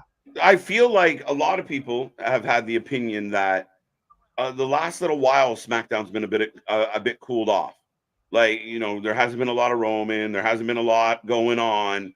They've been okay, not great. Tonight burned the whole way through. But they're okay is still better than a lot of people's cooking. Yeah. Like, that's the thing, is thinking about it. You said it right there of, well, there's been no Roman. Cool. We're going to get Roman next week. Like, we just have to hint at Roman, and it's that big of a show. Yeah, well, I'm getting quite a few videos of Charlotte Flair being helped off. Fair enough. I have And not again, it seen wasn't really that part dude. of the story, so I'm assuming at this point that we might actually have Charlotte Flair legitimately injured, which is unfortunate. Yeah. That sounded like Now it's disappointed LA Knight, but yeah. disappointed LA Knight. Well, that's how I sounded of like, yeah. Oh yeah. As Angelico and OC are rolling by. We won't take a prediction on this one because I know most of y'all fuckers know what it is. Now it's time for Rampage. I read that with like you almost like you said it like, oh, now it's time for Rampage. Right, with the passion of fucking beaten down wrestling fan. But yeah, no, this seems like a time paradox of like if we're gonna have OC versus OC from Tron. All right, hands in the pocket. Blade Runner. 7 out of 10. All the matches felt rushed. Richard, my guy, I know we agree on a lot of things. I did not feel like any of that felt rushed tonight. I felt like everything breathed nicely. Well, I could see his point of if you're going to let the punk promo, you had pre-punk and post-punk pause of that show before the punk promo was your average typical tribute to the troops show. It Oh, was good but not great. no. Good but not Oh, great. that's why the fans are all thrown out. Not you thought the first part was no. Your average troop show was on a Saturday afternoon on Fox. No. Throwaway. Okay, It so didn't feel it's an average at all. SmackDown. Average SmackDown is still, like I said, it's good but not great. Of like you said, of everything's felt like it's a good placeholder. Like it's still top 2, top 3 weekly television shows, but it was good but not great. Then we got the CM Punk You thought that promo. the first bit of this show was good but not great? Yes. Okay, fair enough. Okay. And then we got the CM Punk promo that just kicked everything into high gear. And all right, we've moved past like this is now we're focusing way down the road. We're setting up, cookie crumbs and Easter eggs and breadcrumbs all the way throughout the roster here. Okay, fair enough. It was a tale of two shows. I thought it was one solid show from start to finish, and I think overwhelmingly that's what I'm seeing in the chat here right now is that it was a cooker from the like. I thought we got match, we got something that mattered, we got another match, we got something that mattered. I don't think any of the matches felt rushed. I don't think any of the matches were bad. Fuck, we got Bobby Lashley and Kross, which was a good match. Before I that, never said anything was bad. I never said you did. I never said you did. I didn't feel like I didn't feel like anything on this show tonight was average. I really didn't. Fair enough. I thought it was a really solid show from start to finish. Now, again, doesn't mean I'm right. That's how I felt. That's fine. I was just like, I'm not shitting on it. I just think it just got better than what it was. Give it, yeah. Well, yeah, I can see that for sure. I give it a 10. Thanks to the appearance by Brad Nessler. Of course. No, don't overlook Christian, Brad Nessler. I don't know if you're just the world's greatest troll or if you're just, man, it's like my highlight of the night is Brad Nessler showing up on commentary. I wanted it to feel like college football on Saturday. Right? It's hilarious. Orton and Punk made you not care about Roman. I think there's not just outside of like not just them. I think there's a wealth of talent. I would even hearken the issue that I've seen brought up of we're going to get AJ Styles return, which surprisingly we didn't get tonight. But does AJ's return feel flat now because you've got a CM Punk, you've got a Roman, Randy Orton? How invested are we? How excited are we to see an AJ Styles return? All depends on how you book him upon his return. I'm excited to see him get back there, and I do think because Punk was here doing this is why we did not get AJ Styles. It's it's strategic, it's cerebral. There's a method to this madness. AJ, you're a former Bullet Club with them. You handed on the fucking Bullet Club mantle to fucking Kenny, so you can't be here. Yeah, maybe, right? Wait for the AEW rumors Well, to the start. rumor was that we were going to get AJ versus Roman at Rumble, and now it looks very strongly like we're going to get Randy versus Roman at Rumble. So what do we do Possibly. with AJ? I don't know. Again, that's what the fucking fun part of all this is, well, you know, there was a little tease tonight, like, you know, LA Knight goes for the BFT, Randy steals it, hits the RKO, they kind of look at each other. They're friendly now. Does that change? Does that work? So there's so many fucking options that it's brilliant. And I mean, I was worried about what AJ said here as well, in the sense of I was waiting for that moment of like, yeah, we won, and then RKO. Yeah. Yeah, But like that's the thing, is you still have even your outside outliers like in AJ Styles, a Braun Strowman, etc., that could win the Royal Rumble, and you could literally logically make it make sense. Like it could work, and they're the underdogs from the underground. yeah, I mean, again, I think there's so many options here. It's ridiculous, and I have faith that it feels like the booking is heading in the right direction. I'm very content with it. I know it's amazing, an amazing show when I'm still amped from watching the show. There you go. We talked about that when me and you fly through a stream and we're like, oh, it's over. Like that's a good night. Oh yeah, well we're still thinking about it. We're 12 minutes into Rampage right now, and we still have just talked about. Oh, yeah, I know you're 100% right. Sorry, Stun Dog Millionaire. You mean Slumdog, not Stun Dog, Stun not Dog. Road Dog, not Jesse James. Right? Yeah, I said no Road Dog, no Jesse James. Yeah, now they're doing the wobbly knees. 8 out of 10. Why is Mark Henry on Rampage open? I see him more on Busted Open and then Rampage. Is he cashing a check, motherfucker? I was gonna say, I would love to have Mark. I would honestly either A, love for us to be on Busted Open, or B, for us to get like a Mark Henry or Bully Ray or anything like that. Dave LaGreca, you can have that. I might have fucked that up, my guy. Why? What? I might have fucked that opportunity up. I've gone at Dave LaGreca way too many times. Oh, well, no, that's why I said with Dave LaGreca, you can have that. Like, I mean, respect my guy. Real recognize real, and you ain't real. Me and Dave just screaming at the top of our lungs. I'd be here for it. Ole! Danhausen moves out of the way of Serpentico, who's still an idiot. What happened to Minihausen? Minihausen went backstage? No, never came out. Backstage at the entrance. Oh, and Helico being cursed, and a roll up. It's Serpentico. I still. Oh, set this up. Oh, OC into Danhausen into Serpentico, and Helico's still kicking. For a guy that we never see, he's doing quite well to Steve. Oh yeah, now I've got Helico. Wow, the grapevine. Roll through. Oh, what the fuck? Wow. I'm waiting for fucking Colt Cabana and what's his name there? The blonde bearded one that hangs out with the Elite. Because they were a kind of tag team on Ring of Honor. Cutlass. Oh, Cutlet. He's bald. Yeah, Cutler. They were blonde. Him and Colt Cabana have been halfway a tag team on ROH. Have they? Yes. Oh, trust me, it's not anything of noteworthy. If anything, you want to erase notes watching them. If I was Tony, I'd stay clear of any ammunition you're putting in the gun. Be careful. He doesn't know, though. That's the thing, is he's respectfully blind, deaf, and dumb to this whole situation. I don't know what's fucking loading the rounds and what's putting the rounds out. Right? He's the guy that, loads up and shoots the bazooka. Right, yeah. You just blew up our tank, bro. So this match fucking Russian roulette gun with 6 rounds.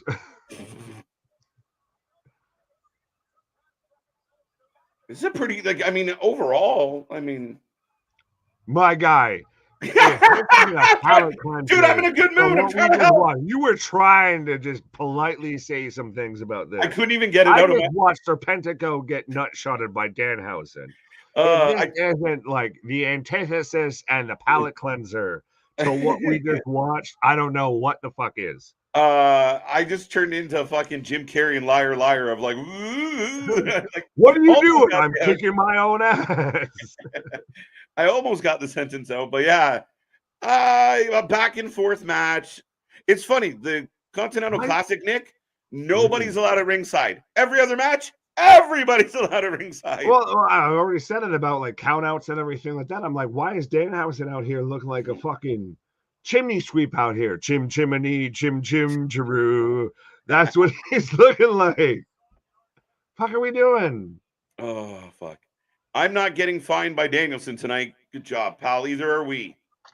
I But would no, does argue. he have to find himself though? Because he can't watch what he's on. Is he You just can't gonna watch with watch it no until he eyes, walks out? right? He can't see shit. He half blind. Me? No, I would argue, dude, honestly, I would argue that you and I have probably watched more Rampage than just about any person out there. I would argue we've watched more Rampage than people who work for AEW. Facts. Facts. Just saying. Tony, hook us up. Even the diehards out there are like, we don't watch Rampage. Right, Rampage? What the fuck is that? So there's a meme on my screen and a mini meme. There's a mime. mime. Not a mime. You added E's. Someone called me dyslexic earlier for a good reason. So there's a mime on my screen and a mini mime. We will call him mini me. At least it's not a doink and a mini doink. I Doink prefer and a doink and dink. dink at this point. I'll take doink, dink, dink. Well, give me them all. Pause. CM Punk is still on the title card on DirecTV for Rampage. Yeah, Tony's got some unmerchandising to do. He's still one of the top sellers, if not the top seller in AEW. Bro, I was at my local Mart of Walls the other day and was going through like the action figure section and everything like that for obviously for wrestling. And they had a lot of the line that had CM Punk on it. And I was just hoping, just so maybe if I could find one, I'd be like, this is a collector's item because they ain't gonna make this shit anymore. I'm sure a lot of people are like, where do we find them? That's why I'm probably sure I couldn't find one. They were already gone. But I found a lot of Chris Jericho's in his purple fucking Joker jacket there. Dumb. 8 out of 10. Listen, I didn't officially give mine, but I'm on the record. I'm going 9 tonight. That was a ding. I thought they blasted that one tonight hard. I've never given a weekly show a 10, but that was a 9. There was a couple things that could have been better. Weekly show, yes. I was gonna say fuck because I was like, well, Survivor Series, sir. That was 11. These go to 11. I'll give it an 8. Okay, fair enough. Can somebody get their fathers out of the ring? You Christian, because your father's dead. Damn. It's the highest ratings, better. It's the highest ratings, better. 8.7 out of 10 when Bailey and Damage Control stays on the same page. Yeah, it's not going to happen, Richard. They're in trouble. Well, no, I was going to say, I think Richard's more agreeing with you. He just has a convoluted ass way of saying it. He's, lost in the vitamin fields out here, but he's given an 8.7, and he was saying it's a highly rated show. So he's like just beneath me, pause, and far ahead of me. I'll give it an 8.5. The women should have been better. Yeah, you know what? And I said that was really the only thing that I thought potentially Charlotte hurt herself on that moonsault, and the roll-up happened pretty quick after. So based on the fan footage, not WWE exclusive or anything, it looks like she needed a great deal of help getting out of the ring, and she was on multiple occasions saying, my knee, my knee, my knee. There was no storyline there. They weren't building anything. So if Danielson did the same thing on Coliseum and is going to be... No, he was legitimately hurt. They're trying to cover that shit up. He was legit hurt. I don't give a fuck what he says. He got hurt. And now they're like, no, I'm good. So you think we have paper mache Bryan Danielson? Yeah. Fair enough. Yeah. But yeah, no, there was no work to it. Nobody even talked about it. But here comes Abaddon. I have commercial break. The living now I have Abaddon. So I'm like split second behind you. I'm waiting for you. I've got Live it. Now, Tony, you could pay for all of Final Countdown and all of that, but you can't pay for Rob Zombie's Living Dead Girl. You'd only have to pay the fee twice a year. Right, literally. You only got to pay for like a month. Taking on Trish Adora. Yes. So, as I've got Abaddon crawling right now through the ring, if we're synced up. dun, dun, dun. Trish Adora, 100%. I feel she's one that is underrated. She's one of the better prospects that they have. I feel like I'm talking about a baseball farm team that they have, in their minor leagues, and they have in Ring of Honor. 100%, I could see her on like an NXT. I could see both of these women on an NXT right now. Give me a Halloween Havoc, and you got Shotzi and Abaddon.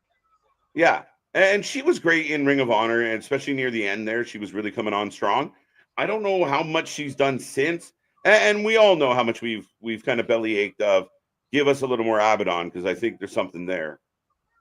There's a lot there. There's a lot there to unpack. Oh, these are shit. You know what I didn't see on the last show? Any shit like that. Oh, like this? Who likes vitamins? Now it's the time. Fuck, right? Right. Speaking of which, I think we're slow playing this because we've still got to wait for the fucking smoke to settle. They've, they fucking Snoop Dogged the fucking audience here. Let me get through this Cypress Hill cloud of smoke here before I can watch the match. On the bone. Insane in the membrane. Insane in the brain. What match are you looking forward to tomorrow night at Deadline, KJ and Nick? Ooh. Both Iron Survivor matches. I can't wait. I'm curious. I'm in. And the title match is going to be a banger. You got to give the title match credit. I was going to say, Ilya and Baron Corbin would probably be, but if we're going just straight singles matches, would be my choice. Granted, Carmelo versus Lexis King, I'm interested in because we know what Carmelo can do. We don't know what Lexis King is going to do in WWE. This has got to be, I think, his first match, if not his first non-squash match. Yeah. Who out there is buying AEW Fight Forever Seasons Pass 2? Don't do it. Whatever you do, don't do it. I would strongly argue against don't buy the game, period. I bet. Go ahead. I was just going to say Abaddon is 43-4 and has gotten a shot at a belt. Yeah, wins matter. I guess. Well, when you only wrestle 2 times a year. No, 100% we want more Abaddon on our television. But yeah, don't buy fucking the Fight Forever game. Just don't do it. Right. Trust me. You're better off not having played it or trying to play it than buying it and trying to play it. Yeah, I just got tired of smashing my buttons. I wanted to do something a little more. I couldn't connect. I couldn't play it online. Which was the whole aspect of the game, is that you could play it with your friends. If I tried to play it online, the game would crash. So ridiculous. Big knee by Abaddon. Yeah, this is over. Oh. What did he call that move? Kicks. Yeah, it's over. Now I got the knee, the V trigger. Or is it the spooky trigger? The zombie trigger? It's like a leg hook DDT. Oh no, I just got the straight up V trigger, and then I tell me when you get the pin. Did you get the pin? I just got the pin right now. So okay, so yeah, her finisher is that interest. Lights out. You got lights out. Now it's gonna be the devil. Just let them join. Oh, so we've got Julia Hart staring down Abaddon. Look at the heels on Julia Hart. Jesus. Fucking moon boots, my guy. I was about to say I didn't expect her to be taller than Abaddon, but now that you pointed it out, she looks like You remember those like the moon boots that you would Yeah, have the in like, movie, the the boing, 90s that were basically like little trampolines and boots? She Yeah. looks like she's out here stomping mud holes and taking mist in that name. Lights out again.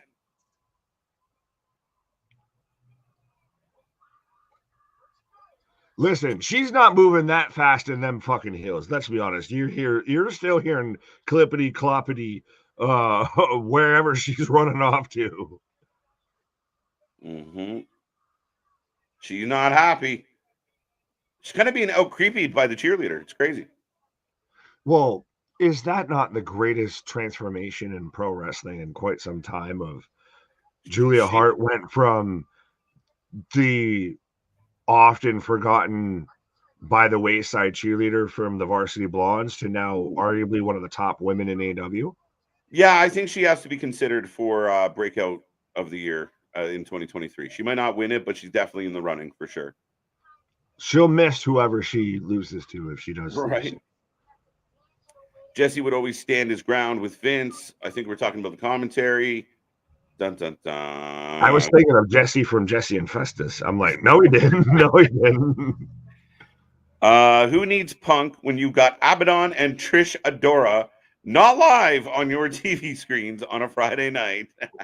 Followed by Willow the Pillow versus Mercedes. I used to be in Retribution Martinez. Well, no, that was for I thought they were selling that for something else. That's not tonight, is it? I don't know, but either way, that's the last video package I just got. Now I've got Don Phallus the Callus.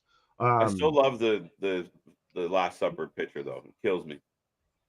I want it. Like I want a copy on the wall. That's gonna be the fucking header for the Twitter page for the channel. Is just Don Callis and Hobbs. Right. First reading from the verse chapter 1 from the book of Hobbs, and it says, "Though he may look like a hot dog, Callis is not a hot dog." If Punk want the main event at Mania, just move the Roman match to night 1.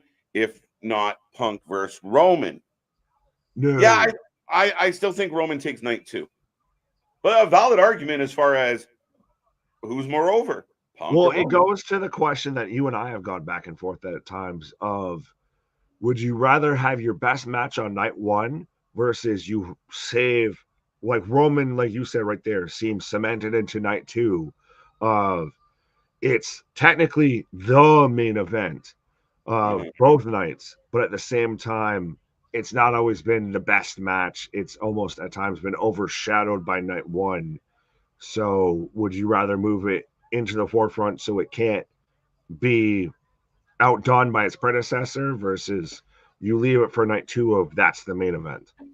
Yeah, I'm too much of a traditionalist that way as far as I want the champion. Well, I think you took the champion vitamin toke there. I want the champion. That hit different. I want the champion to defend that belt. I want the main event's the main event. And that's just the way I see it. I don't see you moving Roman to night 1 unless you make the argument that more people give a shit about the Punk match. But he is your pinnacle. I was just going to segue into, well, that's the CM Punk on WWE. It just hits different. Yeah, no shit. But so we've got, is this Matt Seidel? Yes. And Christopher Daniels. Mm-hmm. So Wrestling in 2000 versus Powerhouse Hobbs and is it Takeshita? Mm-hmm. Yes. And Takeshita, yeah. So, yeah, and again, guys, like, I mean, I get it. It's just Rampage, but I mean, Matt Seidel, Christopher Daniels, I don't know, man. Hobbs doing this, Takeshita. Like, in Hobbs and Takeshita, you have 2 blue chip prospects, and they're just fucking around. They're not in anything that matters. Takeshita, you can still salvage. They've done everything but to fucking chop down Hobbs at the knees. Oh, my God, yeah. That man has been literally... The fact that he's even still got a push and a backing and the fans are still behind him is a godsend. Right. They put him with QTV. He was the jobber to Ricky Starks initially when Team Taz split up. He's even still jobbed out to Big Beefy Boys slapping meat to where we had meat chants and everything. Yeah, no, you're not wrong at all. And yeah, it's unfortunate. It really is. And then we talk a lot about, you have a lot of talent and you're wasting a lot of time. Hart and this is how I feel, Steve G. I don't want to see them fight. I want to see them work together. I want Abaddon to be the bodyguard, the pit bull, the gatekeeper to Julia Hart. I am the gatekeeper. You are the key maker. What about Sky Blue, who's just been tossed by the wayward side here after she was built up to be she was the 1A to the 1B with Julia Hart, and now she's just thrown on a scrap heap. Well, is she turning? Is she not turning? Is she going to join? Is she going to help? And then poof, nothing. Nothing. No that story doesn't even matter anymore because do I give a shit after she just lost to Toni Storm? I don't. Right. Mr. Scruff McGruff. Gee, another commercial. I've not gotten said commercial. No, I'm in a match right now. But Mr. Scruff did. Oh, God. No, sorry. God, this is the worst. This is the worst tag team I've ever seen. They've been on Ring of Honor quite a bit, from what I've been told. The Seidel and Christopher Daniels been hanging out a lot. Right, but like you said, has he seen them on Ring of Honor? Because I don't know too many people that have seen them on Ring of Honor. Even if you tune in weekly. Just a rumor from where I come from. I cannot confirm or deny at this time. Punk's boring and kind of sucks. The sucks part, if that's your take, fine. The boring part, I don't know if you were paying attention to the building of everybody losing their fucking mind. That one's a tough one to just take on your word for it. You're entitled to your incorrect opinion. Fact.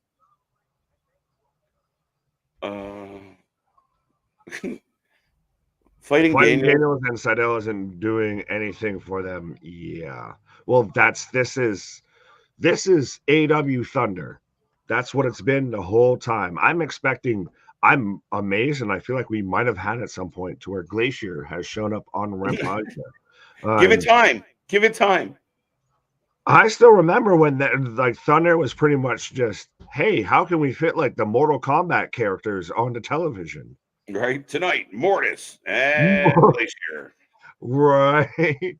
There was the third one. Who was the third one? It was fuck. No, that's not his name.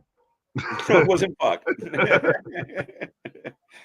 Folks, let us know who was the third Mortal Kombat character for WCW outside of Mortis the other one. Glacier. Was it? Someone will answer it for us. I just remember how Mortis had the list because of the mask. And good God, how great is it that he lost that? Because we got who better than Karrion? Yeah, that's facts, actually. Christopher Daniels supporting the XXX logo, TNA. That all kind of tied in together. TNA if it's XXX. Yeah, no shit. The XFL. This is a different TNA. Right. This all kind of worked out well. Yeah. Powerhouse Hobbs take a shitta for the win. Takeshita and Hobbs are regulated to this. I hope this is temporary. This has been their entire AEW career outside of a spat with Kenny and Jericho got involved. I was going to say, don't worry, because whatever you think is going to be permanent for them is going to also be temporary. So it's all temporary. No, someone let me know. I'm trying to think. But we had the stupid street fight. But we've never really gotten the big payoff of the Callis Kenny rivalry. We never had this. Yeah, because the Bucks fucked off because they were getting booed and because people didn't like them and it hurt their feelings, so they got to take some time off. Yeah. Crazy, right? But yeah, it just went nowhere. It went nowhere. Another thing that I feel like Jericho helped kill. If Punk stays on SmackDown, it'll be him and Reigns on night 2, and Cody gets the consolation prize from Seth. If he stays, Cody can't do that, though. I don't think they'll do it, and Punk is not staying on SmackDown. He would have signed tonight if he was staying. But you don't know. It could happen. So you're saying there's a chance. Valid. Yeah, there's always a chance, but his biggest target, the guy he saved for last, is the champion on the other show. So that's where I'm leaning. I think You know how Randy signed kind of, in spite of Paul. I think it's going to be kind of the same. Where, oh yeah, Seth, you know what? Fuck you. I'm signed. Now I'm coming after you. I wasn't Fair gonna. enough, but Now I that's what I still think is like going the to idea happen. of just leaving him as a free agent, but that's neither here Yeah, nor there. I think you got to dial him in, right? That's just my Right? take. No, you're fine. As Larry's saying, Atom Bomb. I think it might have been Adam Bomb. Well, no, I was he's on Daniel had the right answer. It's Wrath. Wrath, the Rhino Adam Light. Bomb. Um, Yeah. the Brian Adams that couldn't Yeah. do shit Oh, even Brian as part of Adams. Chronic. Yeah, so it was Wrath and Chronic, or Chronic was the tag team? Chronic was the tag team because you had Brian Adams. They were both Brian. Yeah, they were Brian and Adams somebody and else. I'm trying to do. Yeah, we're really testing the memory right now. Exactly. No, we're smoking too much of the Chronic feel like to try and fucking figure this shit out right now. We got more than 50%. That's a pass. So, haha. Right. See, we're sending a message to the Golden Jets by going 10 minutes and through a commercial break with fucking Seidel and With the Jump Squad. Holy fuck. With Al Snow and Too Cold Scorpio, we're fucking setting the fucking precedent here. As granted, you know what the message should have been? A 3-minute squash. It should have been I swing, I land, ding ding, fight over. Yeah. But how do you feel though? I know we've kind of halfway talked about, but I just saw what they're doing coming up for AEW, and boy, howdy is it all Canada. Yeah, well, they announced like their Canadian dates, and I heard rumors that they actually shaved a few off, but I have no proof of that because there's a lot of them. Every date they just showed was in Canada. Yeah, that's the Canadian tour, so that's all they're showing is well, it wasn't the Dynamites. It was all like the Rampages and yeah. Okay. Yeah, I think they on Dynamite they unveiled that their 2024 schedule for Great White North. Finally. Yes, they do their best anthem impression. So Kyle Fletcher's just back there creepily behind fucking Callus, like Draco Malfoy to fucking Voldemort of over there. Kyle Fletcher looks like fucking Don Fallis's driver. Like, wait in the car, motherfucker. He's your Uber driver that just is hanging out with you at the event. Right. Bucks will join Callus. That's why they'll say is the payoff. That's what they'll say is the payoff. No. Stop showing the fucking replay of this man breaking his leg. I'm squeamish. If I was gonna be the Bucks and I'm gonna double, triple, quadruple down on being a heel, I'm gonna come out to Punk's music, and I would have done it shortly thereafter that he had come out to WWE. And all right, so you're gonna boo me regardless, so I might as well embrace it. I don't even think they can anymore, because I think it won't. It doesn't have the wow factor, in my humble opinion. It doesn't have that. Oh my God, because they're getting beat up. It's like the guy laying on the ground being like, it's just a flesh wound. You're like, but you're only a head. Like the Black Knight of pro wrestling right now. Tis merely a flesh wound. Just a flesh wound. And you're like, to me, when the story first kicked off, that was when you can kind of dig into it. But now he's so fucking over in the other side of the planet, the wrestling planet, that is. That they doing anything makes them look petty and wasting our time. But that's what the fuck they are. Facts. Fair enough. Right. Like how dare you as a petty individual be petty? Like what? Well, fuck. They can't come back as baby faces, I don't think. Like, they're not at all, but it's one of those. It's getting to the point of like how with like a Jack Perry. How do you bring Jack Perry back and not have it just be CM Punk, Punk? Can I ask you a question about that though? Mm-hmm. What about the contingent of the fan base that you see on Twitter, you see on X or wherever, that consistently are like, we fucking hate Punk, he's a cancer, we're glad he's gone, blah blah blah blah blah blah. could a Jack Perry play to that fan base, or are they outnumbered? To quote a certain individual, as I'm a Scarf K member and everything, that's a 7% of your wrestling audience. That's the numbers they put out there. So that's your 7%. So if you're going to placate to 7%, boy howdy, Tony. But is that not what they're doing every week? Is placating to that 7%? But that's your solidifying it, though. That's your validating every critic, everybody that said anything negative, like, which granted you're tiptoeing closer and closer to that edge. You're hold me now. I'm 6 feet from the edge, and I'm thinking, that's where you're at right now. You need to dial this back, like I said, of have some actual authority, have some fucking creative, figure out whatever the fuck direction you're going to do. Take this holiday time, Tony.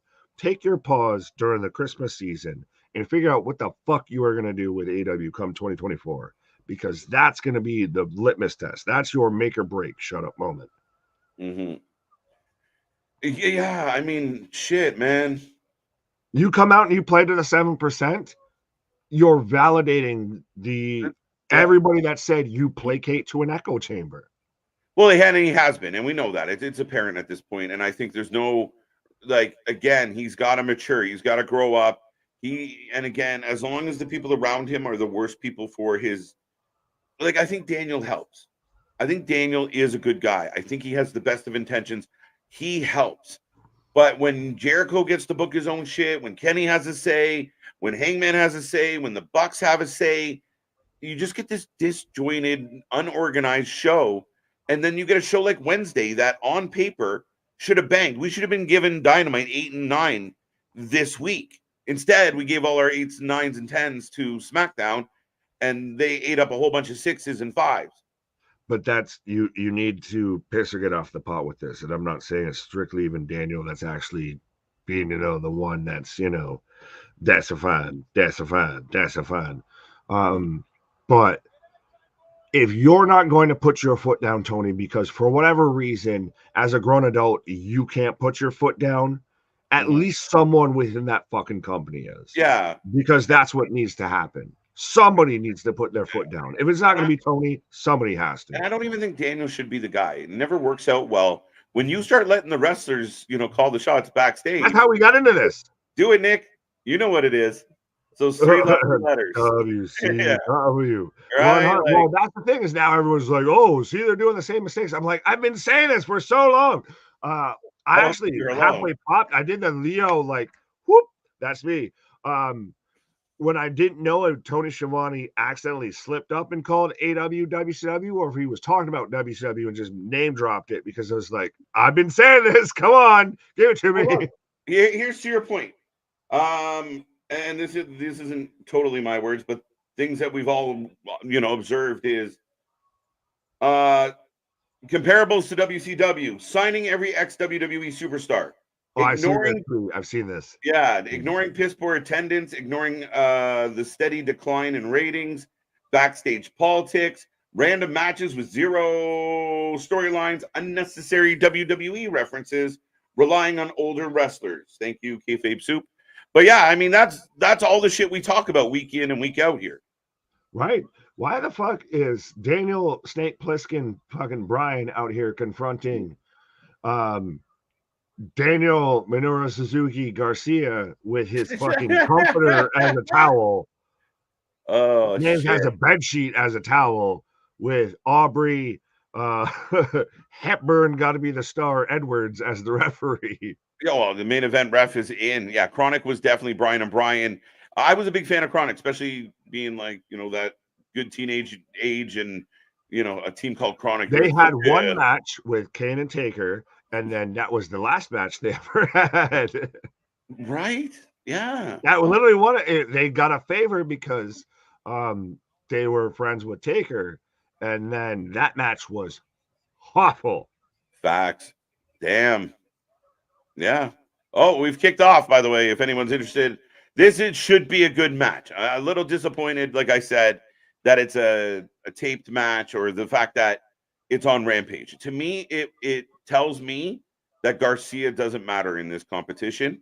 We'll put him on, and I know the argument is he's in there with Daniel, but if Daniel was in there with an actual threat, it would be on another show. Why do we have no surprise upsets in this fucking tournament or anything like that? Like I said, the vast majority of people who you thought were going to be the jobbers and take pinfalls in this tournament have already statistically been eliminated. But there's Nick, been no sneaky roll up, somebody gets a pin on Moxley and he's, down a couple of points. And so Swerve can still come out there and rub it in his face and everything like that. There's been none of that. I'm actually shocked there hasn't been a draw yet, to be 100% honest. I thought we were going to get 2 or 3 of those, but there's still matches to go. But you were right. Like now, let's correct you a little, Nick. WWE is the only one that books predictable stuff. Bullshit. Tell that to Nick Wayne's mom, motherfuckers. She's got it going on. But there's been this whole tournament's been predictable of you. There's been no. That's, I guess, part of the critique of with them actually doing a tournament. Now I feel like we're talking in the middle of March of everybody's tournament crazy here. But there's been no stories built within the tournament. Everything's just been more of, well, I'm going to win the tournament. No, I'm going to win the tournament. Not, well, you beat me here, so I'm going to make sure I get you there and this, that, and the third. I recommend that Tony goes and checks out either Bloodsport or Kickboxer from back in the day, Jean-Claude Van Damme, shout out. And just watch those movies a couple times of how they built the story within the tournament. Tournaments. Watch any King of the Ring from like 98 and beyond. I wanted to make it more fun. I wanted to give him a little hi-ya. Because then he'll sign fucking Daniel San and we'll get a Karate Kid fucking movie. We already had Stingray on AEW. There we go. Did y'all see JD from New York went off on AEW? I don't watch JD from New York. Man blocked me because I pointed out he's wearing an AEW hoodie during a WWE review. But guys like him, if they want to lead the tribe, which he is, he's the fucking he's like the Napoleon of fucking AEW marks.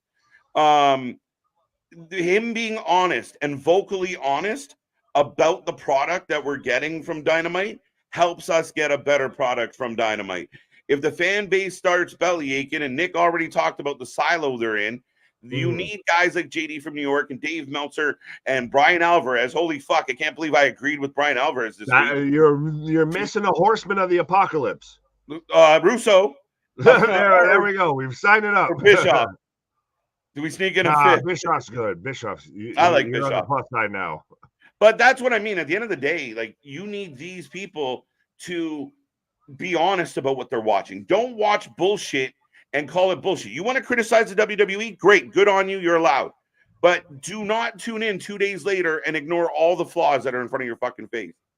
Well, I was about to correct you, though, with don't watch bullshit, as in don't watch JD from NY.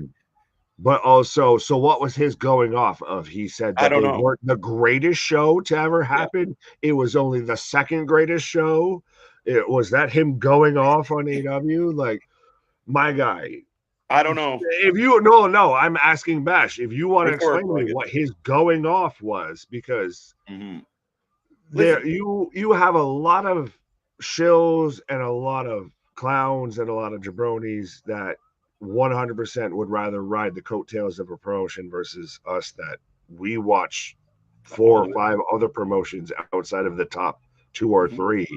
So we watch pro wrestling. I'm a pro wrestling fan. I'm not a WWE fan. I'm not an AEW fan. No. And again, we take heat from both sides because we've been honest about both sides. So shit. We're taking all the, we're like the fucking, here we are, the fucking Colonel Mustard's last stand. 19th century boxer, take on all comers, pause. But no, there's a difference between being a shill and being honest. Like, yeah, just be honest. Right. That's the thing is, we're just honest. We want you to do good, so we're going to tell you what you fucked up. Yeah, and again, I mean, you going on live after a pay-per-view and saying, you know what, guys, I love AEW. First match, third match, fifth match were pretty good. Seventh match was great. The other shit just pulled it down. It wasn't the best pay-per-view tonight. That doesn't make you a bad AEW fan. That doesn't mean you love WWE more than you love AEW. It's just the way it is. It's like if you went to a restaurant and the meal came out and it wasn't quite to your standards or what you were hoping for, be honest about it. And, you know, if you want to shovel that shit down your throat, go ahead. But I'm going to put my hand up. Pause. Double pause. But we'll say this as I'll say this as a Bills fan. I'm sure you can say this as even a Maple Leafs fan. Maybe more recently even. You can still be happy if you got a win or anything like that. But if you're sucking wind and, you know, sucking ass in pond water in the fucking first period or this, that, and whatever, and there's a couple of plays that you fucked up, and you're going to point out and talk about why you fucked up and why you shouldn't have, that's not you're a bad fan. It's being honest. No. Honesty as a lost thing. Speaking of cutting back to the Punk promo, well, it's 2023, and you can't say that in pro wrestling. Dude, I thought that was the highlight of the night for me. Like, I thought that was you so need that cool. on a t-shirt. I'm like, oh, KO. Well, KO was a little prickly. Me and him are a little too similar. He going around punching people in the back. Now, don't you know you can't do that in wrestling in 2023? Fucking dead. Like, that is so well played. He is the master of I'm gonna talk shit about you without talking shit about you. Yeah, I think it's this. I think the saying by the window with the NDA. It's the saying that we've been saying over and over.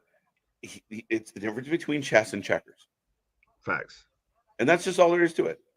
Don't shit on my plate and tell me it's Taco Bell. That might actually go one and the same. I was gonna say it could be. It could be. Just put a tortilla on it. It might be the same. Oh shit! Bloodsport, you say? Chong Li, yes! Daniel, my man, Daniel's son, right? But that's where, like, and I know it was a stupid example, but you know, like Jean-Claude's friends with the big trucker dude, and they develop a bond. And then the bad guy fucks up the guy's friend. Now he wants revenge. But it's all built within these tournament matches. It makes it that much more compelling when you do that, other than just drop them in the ring, go. They're like the old school wrestlers that just rock 'em, sock 'em, robot. Yeah, rock 'em, sock 'em, even better. You said trucker and then tournament, and I started thinking of Over the Top. Over the Top, my dad's favorite movie. Was your dad a trucker? Yes, he is. One massive forearm and the other one's just average. They're just going down the road, just. It's the way of the road. Fucking way as she goes, boys. Yeah, that's my dad.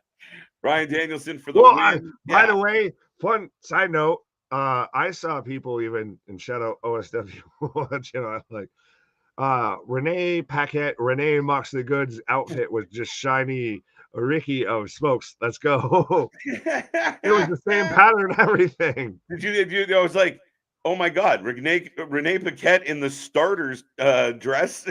Yeah, she just walked up to Mox and she's like, Smokes, let's go. It's amazing that you called that. Let me just switch this up. You're good. But yeah, we're back from commercial. We got about 8 minutes left on the clock, I think. And Brian is just talking shit to Daniel, which sounds awkward. So right. So awkward. So he's just yelling at himself in the mirror. He's yelling at the WWE self, like, why'd you leave? Right. That would be the now that becomes the question of, do we see Daniel in the mirror, or is just he sees it? It's like the Tony Storm thing. Like, do we see the black and white? Does she just see the black and white? Who's seeing that and who's not? Right. KJ, you look like you could be a trucker. I've been told that before. It's in my genes. What can I say? Not my actual. You have dumps like a truck. Why? The fuck out of here. Oh, late two. Did anyone think Garcia was going to win that? I didn't. I was going to tie it back into, yes, my comment was a little late too, or a little me too. Jim Cronin show takes shots at Tony Khan a lot, and he tells the truth about AEW. KJ Nick, I can't honestly say I've ever listened to Jim Cronin. I think he was trying to say Cornette. The best part was I was so serious about it. Who's Jim Cronin? Who's this Jim Cronin, and why have I not heard about him? Jim Cornette has I wouldn't call it a pro WWE slant, but it's definitely an anti AEW slant. Like he's hard on AEW. Modern wrestling slant. Well, yeah. I mean, I listened to his rants about, he was mad about the War Games too. He doesn't believe. Don't you do that? Yeah, he doesn't. Again, so and Nick, I've told you this story a million times, but I got back into wrestling. I'm loving AEW, and I keep seeing these clips on social media of Cornette just going off, and I'm like, fuck it. I'm starting an Instagram. I'm starting a YouTube page. I'm getting involved. Like, I want it. Like, I was so bothered by the guy in the beginning of how could he say these things about this bright new fun company. And yeah, now I listen to Little did you know, young star. Like, this man talking a lot of fucking sense right now. Right? Joe Cronin. I'm sorry. Oh no, Joe Cronin. Punk's new slogan, tell me when I'm crossing the line. Right. Impact. No, he'll get in trouble with Impact. Impact cross the line. Uh-oh. Oh, good. Wrestling gonna get butter? What? Butter. Butter. I've got some apples. Lou. I haven't seen Butters in the chat in a long time, actually. Where's Butters? Butters, you still listening? Leopold Starch? What?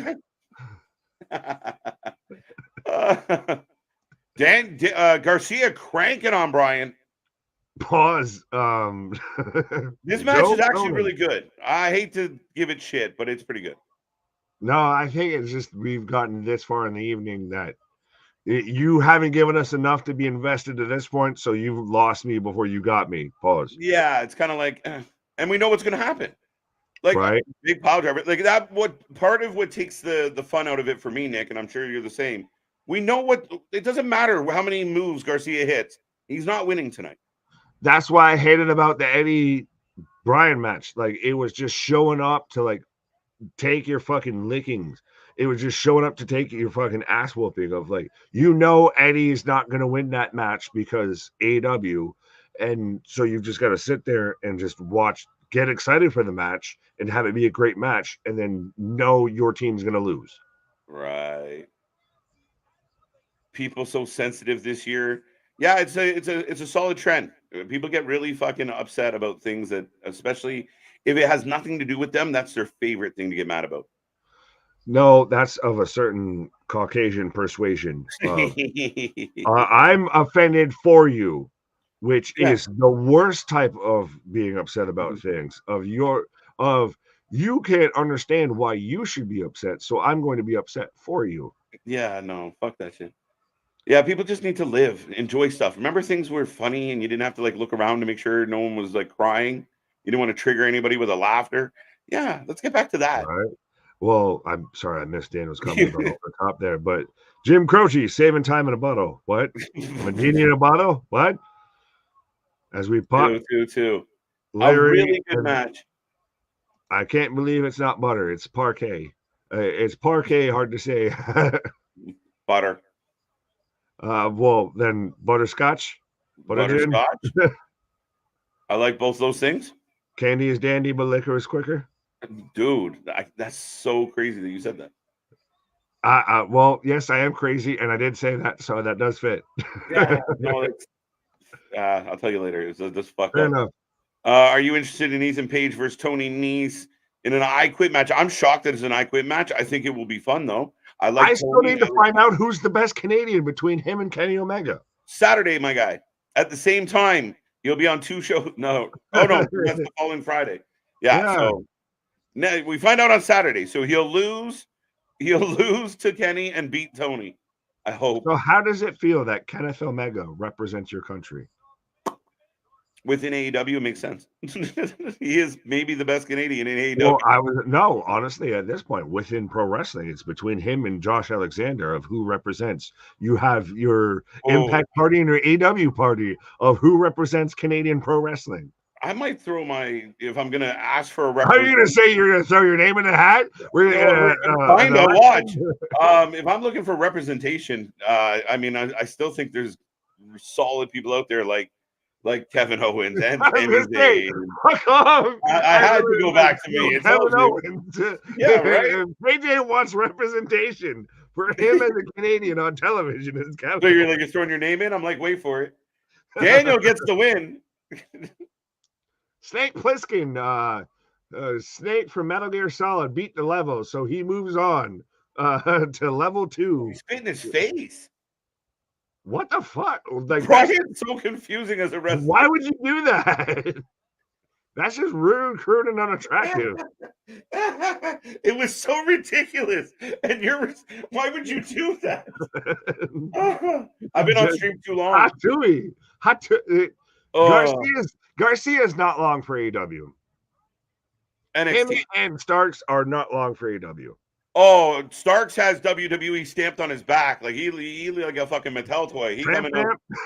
stamp? Yeah, tramp stamp. Hey! Yeah, no, I think Starks is WWE sooner than later. I think that's why there's rumors that there might have been something in the works between AEW and Sasha around August, September. They were talking, but talks have cooled off because if you're within the business, you see what's happening. You see where all the good news is coming from. Bro, we could even go back to the fact that Impact's now got to deal with Endeavor of how the turns have tabled, my guy. 100%. Right. Everybody was signed, sealed, and delivered of Mercedes Moné to AEW, and now we might get Sasha Banks in WWE by the end of 2024. And listen, I know you and I have mixed feelings about Sasha. I don't like her. I'm telling you, it's not mixed. I don't like her. Yeah, fair enough. The pop for her, there is a giant fan base behind her. That's the crazy part is I don't necessarily get it, but there is a big fan base for Sasha Banks. That's why Tony should do everything he can to get her. She has Sasha fans. There's Sasha marks up there. The problem though that Tony's been doing of just you have a big fan base, so let me fucking put every resource out to try and sign you. Now I've got a bunch of guys that had big fan bases that have been sitting on my shelves that their fan bases have cooled off. Mm-hmm. Well, yeah, I mean, that's where you have to capitalize, right? Like you have to find a way to capitalize. If you're going to bring her in, don't put her in matches with, fucking, the Ring of Honor crew. You put her in legit storylines, legit matches right out of the gate. KJ and Nick talking was more interesting. We always are, my guy, and with rare exception. I was gonna say, I hope that was what you were trying to say, but I like Rampage is my trigger word. Arcade Dam, Cake is my trigger word. Oh my God, the show has been what? And then we got back to Nick talking was more interesting. What? Yeah, you just worked through all the ones I just put. I just did it publicly. No, so did I. You were just hi. Yes, I am. Hi. Yeah, 8 out of 10. I'll give it a 6 with Larry. I'll give it a bonus mark because listen, if you had that Garcia match at the end on Collision, and you found a way to make it possible that Daniel might lose, it would have been a much better match. I didn't really care because I knew we were leading to the end. They did well, though. If I'm going off of what I saw on their show, it's a different rating than how we were on our show. On our show, much higher rating. Their show, you gave it what now? I'm giving it a 6. Usually I give it a 5 because I don't pay attention. But so then I'll be there with you a 6. I thought I was going to be the low one going on a 6. So yeah, I'll give it an extra little bump just because the main event was good. It just even when you deliver something good, you're not into it because you know what we're doing, and it's just not good. Sasha Banks is great. I agree. Oh look, thumbs up. KJ and Nick, she's a 7-time world champion. Damn it. Sorry, I added the damn it, Damien. That's fine. You can have that. That ain't what I'm mad at. All right. We're going to make last call on all. 10 out of 10, no Jericho. 100%. That wins. 10 out of 10, no Jericho. Yes. I was like, what is he saying? But yes. That's Trevor saying a positive thing. The tournament is predictable for sure, but Daniel and Garcia will forever be a banger. Pause. I agree with Trevor, right? Like, I really like the two matched up. Why did we expect more out of this than we expected more out of Danielson and Eddie Kingston? I didn't expect more. I don't know. Did people expect more? No, that's just the vibe I got. Yeah. So that's why. Oh, no. I don't. I'm with you, my guy. They should have never. And again, Danielson and Kingston were on one of the two main shows. The minute they booked this for Rampage, this match meant nothing.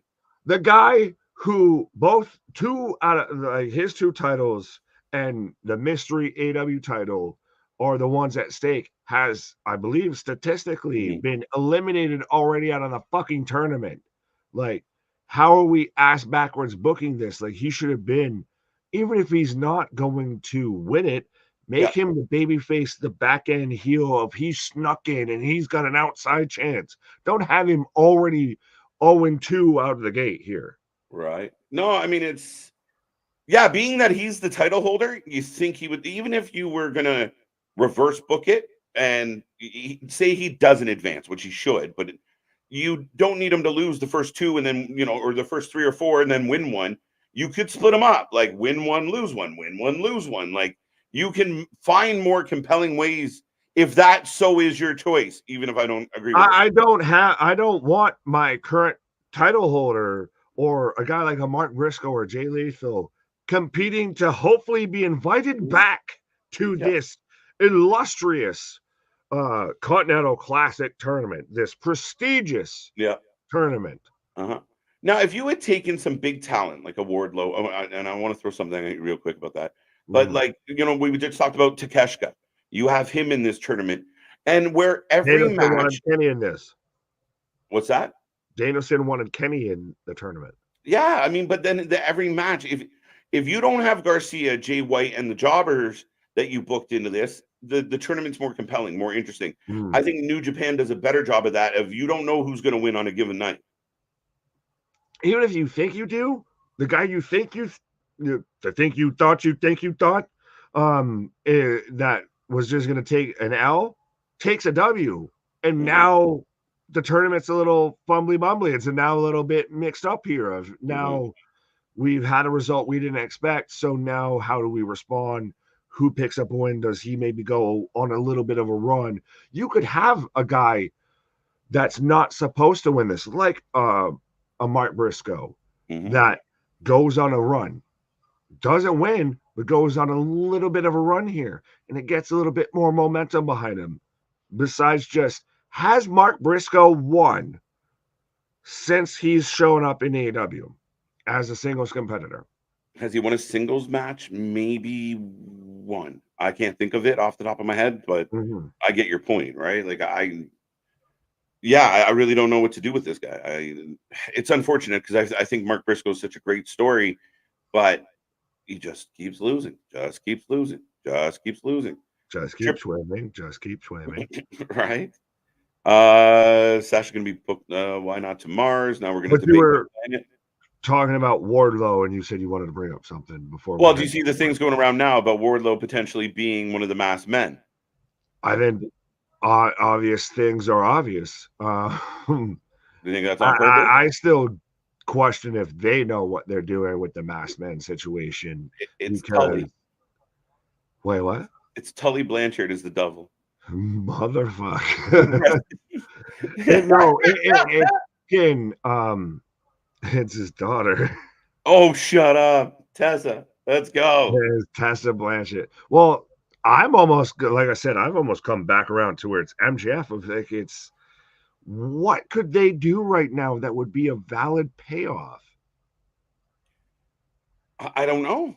It has to be Cole. It has to be. Everything else is, to me, is a letdown. Did the ship sail and did the wind sail or wind leave their sails when Punk signed with WWE? No. I think it was before that. And I think I said this before. The CM Punk, the MJF Adam Cole angle lost a lot of steam with me when they separated them.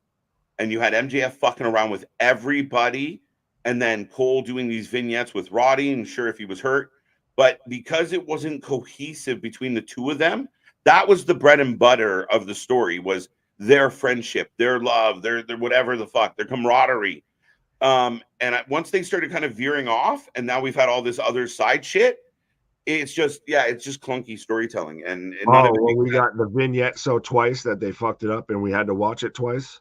Yeah, for the fucking, and we had to watch grown ass men being pumped about watching another man make a peanut butter sandwich, and Jesus with Christ, with a stuffed giraffe. Yeah, we were about 3 seconds away from bounce chicka wow wow kicking in. It wasn't a good situation at all. That little snare drum before you watch the black and orange website there. I like Boston here. Wrestling out of the hole, 10 out of 10, no Ryback. See, I get to live Ryback free because the man blocked me. So yeah, I don't know. I somehow beat you on that. Yeah, I don't know. I don't follow the motherfucker. I'd have to check, but I don't know. You definitely beat me on that one. I have no idea. I have no desire to interact with that guy. Well, I mean, we challenged him to come on the show, but he never even had the balls to answer that. Well, I mean, if he can't even retire when he put the challenge up there. Fan, should I retire? Yes. If Punk comes back, I'll retire. Yes. I'm still here. I'm still here. How can you? It's worse than like, how did you get fired on your day off? It's like, how did you quit a job you never had? Right? Are you too good for your home? Go home. Shooter McGavin. Are you too good for your home?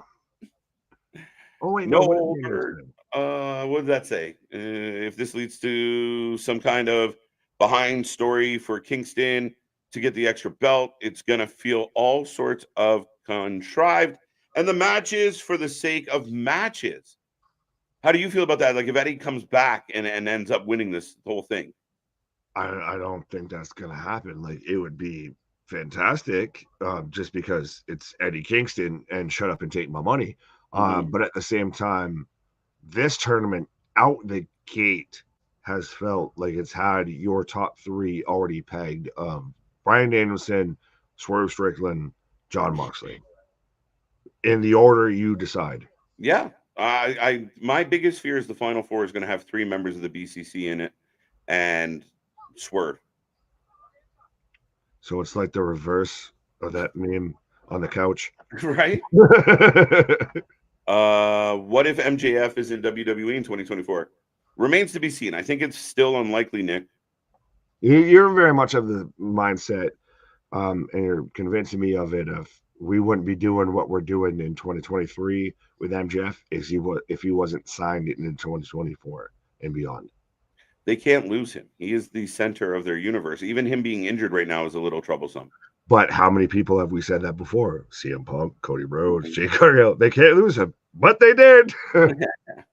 Well, MJF knows the recipe. Just walk up to someone in the back that you don't like and smack him around a little. He'll be in WWE by Mania. Right. So I'll just set up the jet and I'll be landing in Connecticut by the time my tea's cooled off. By the time the ink dries on my NDA, I'll be at the fucking show. Exactly. I will be at the Performance Center. More bounce to the ounce. What? I like that. Good quote. No marbles. I prefer more push to the push.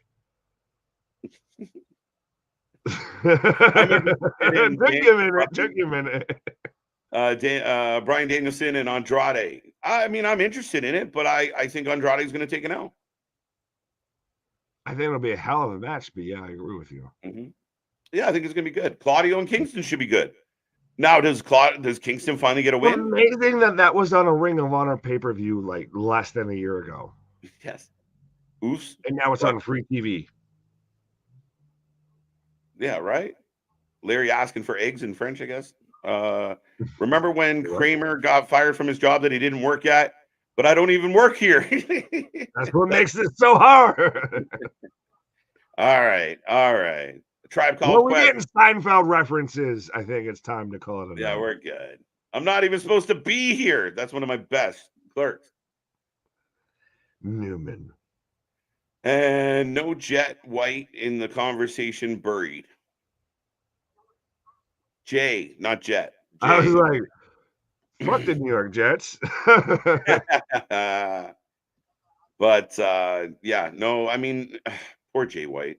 Jay White's not even at the top of this fucking chart either. You're just mad because he's your relative. Yes, and he's a good wrestler that's being underbooked. Facts. But ladies and gentlemen, thank you for still being here. Thank you for joining us tonight. It's been a fun one. We are back tomorrow. 3 shows at least. We're doing NXT Deadline, Impact. We got Final Resolution, of course, AEW Collision. We're going to try and keep up with all the action and talk some more wrestling with y'all. Make sure you hit all the links. Make sure you hit like and subscribe. And before my head hits the desk, good night. Nobody does it like we do. Often imitated, never replicated, often duplicated. Happy Hanukkah, happy all of that stuff. Our shit is real. Our shit is raw. Our shit is all authentic. When you're talking about that wrestling, I'm going to put that for life with it. See you on the flip side, folks. Come back tomorrow. Have a good one. Good night.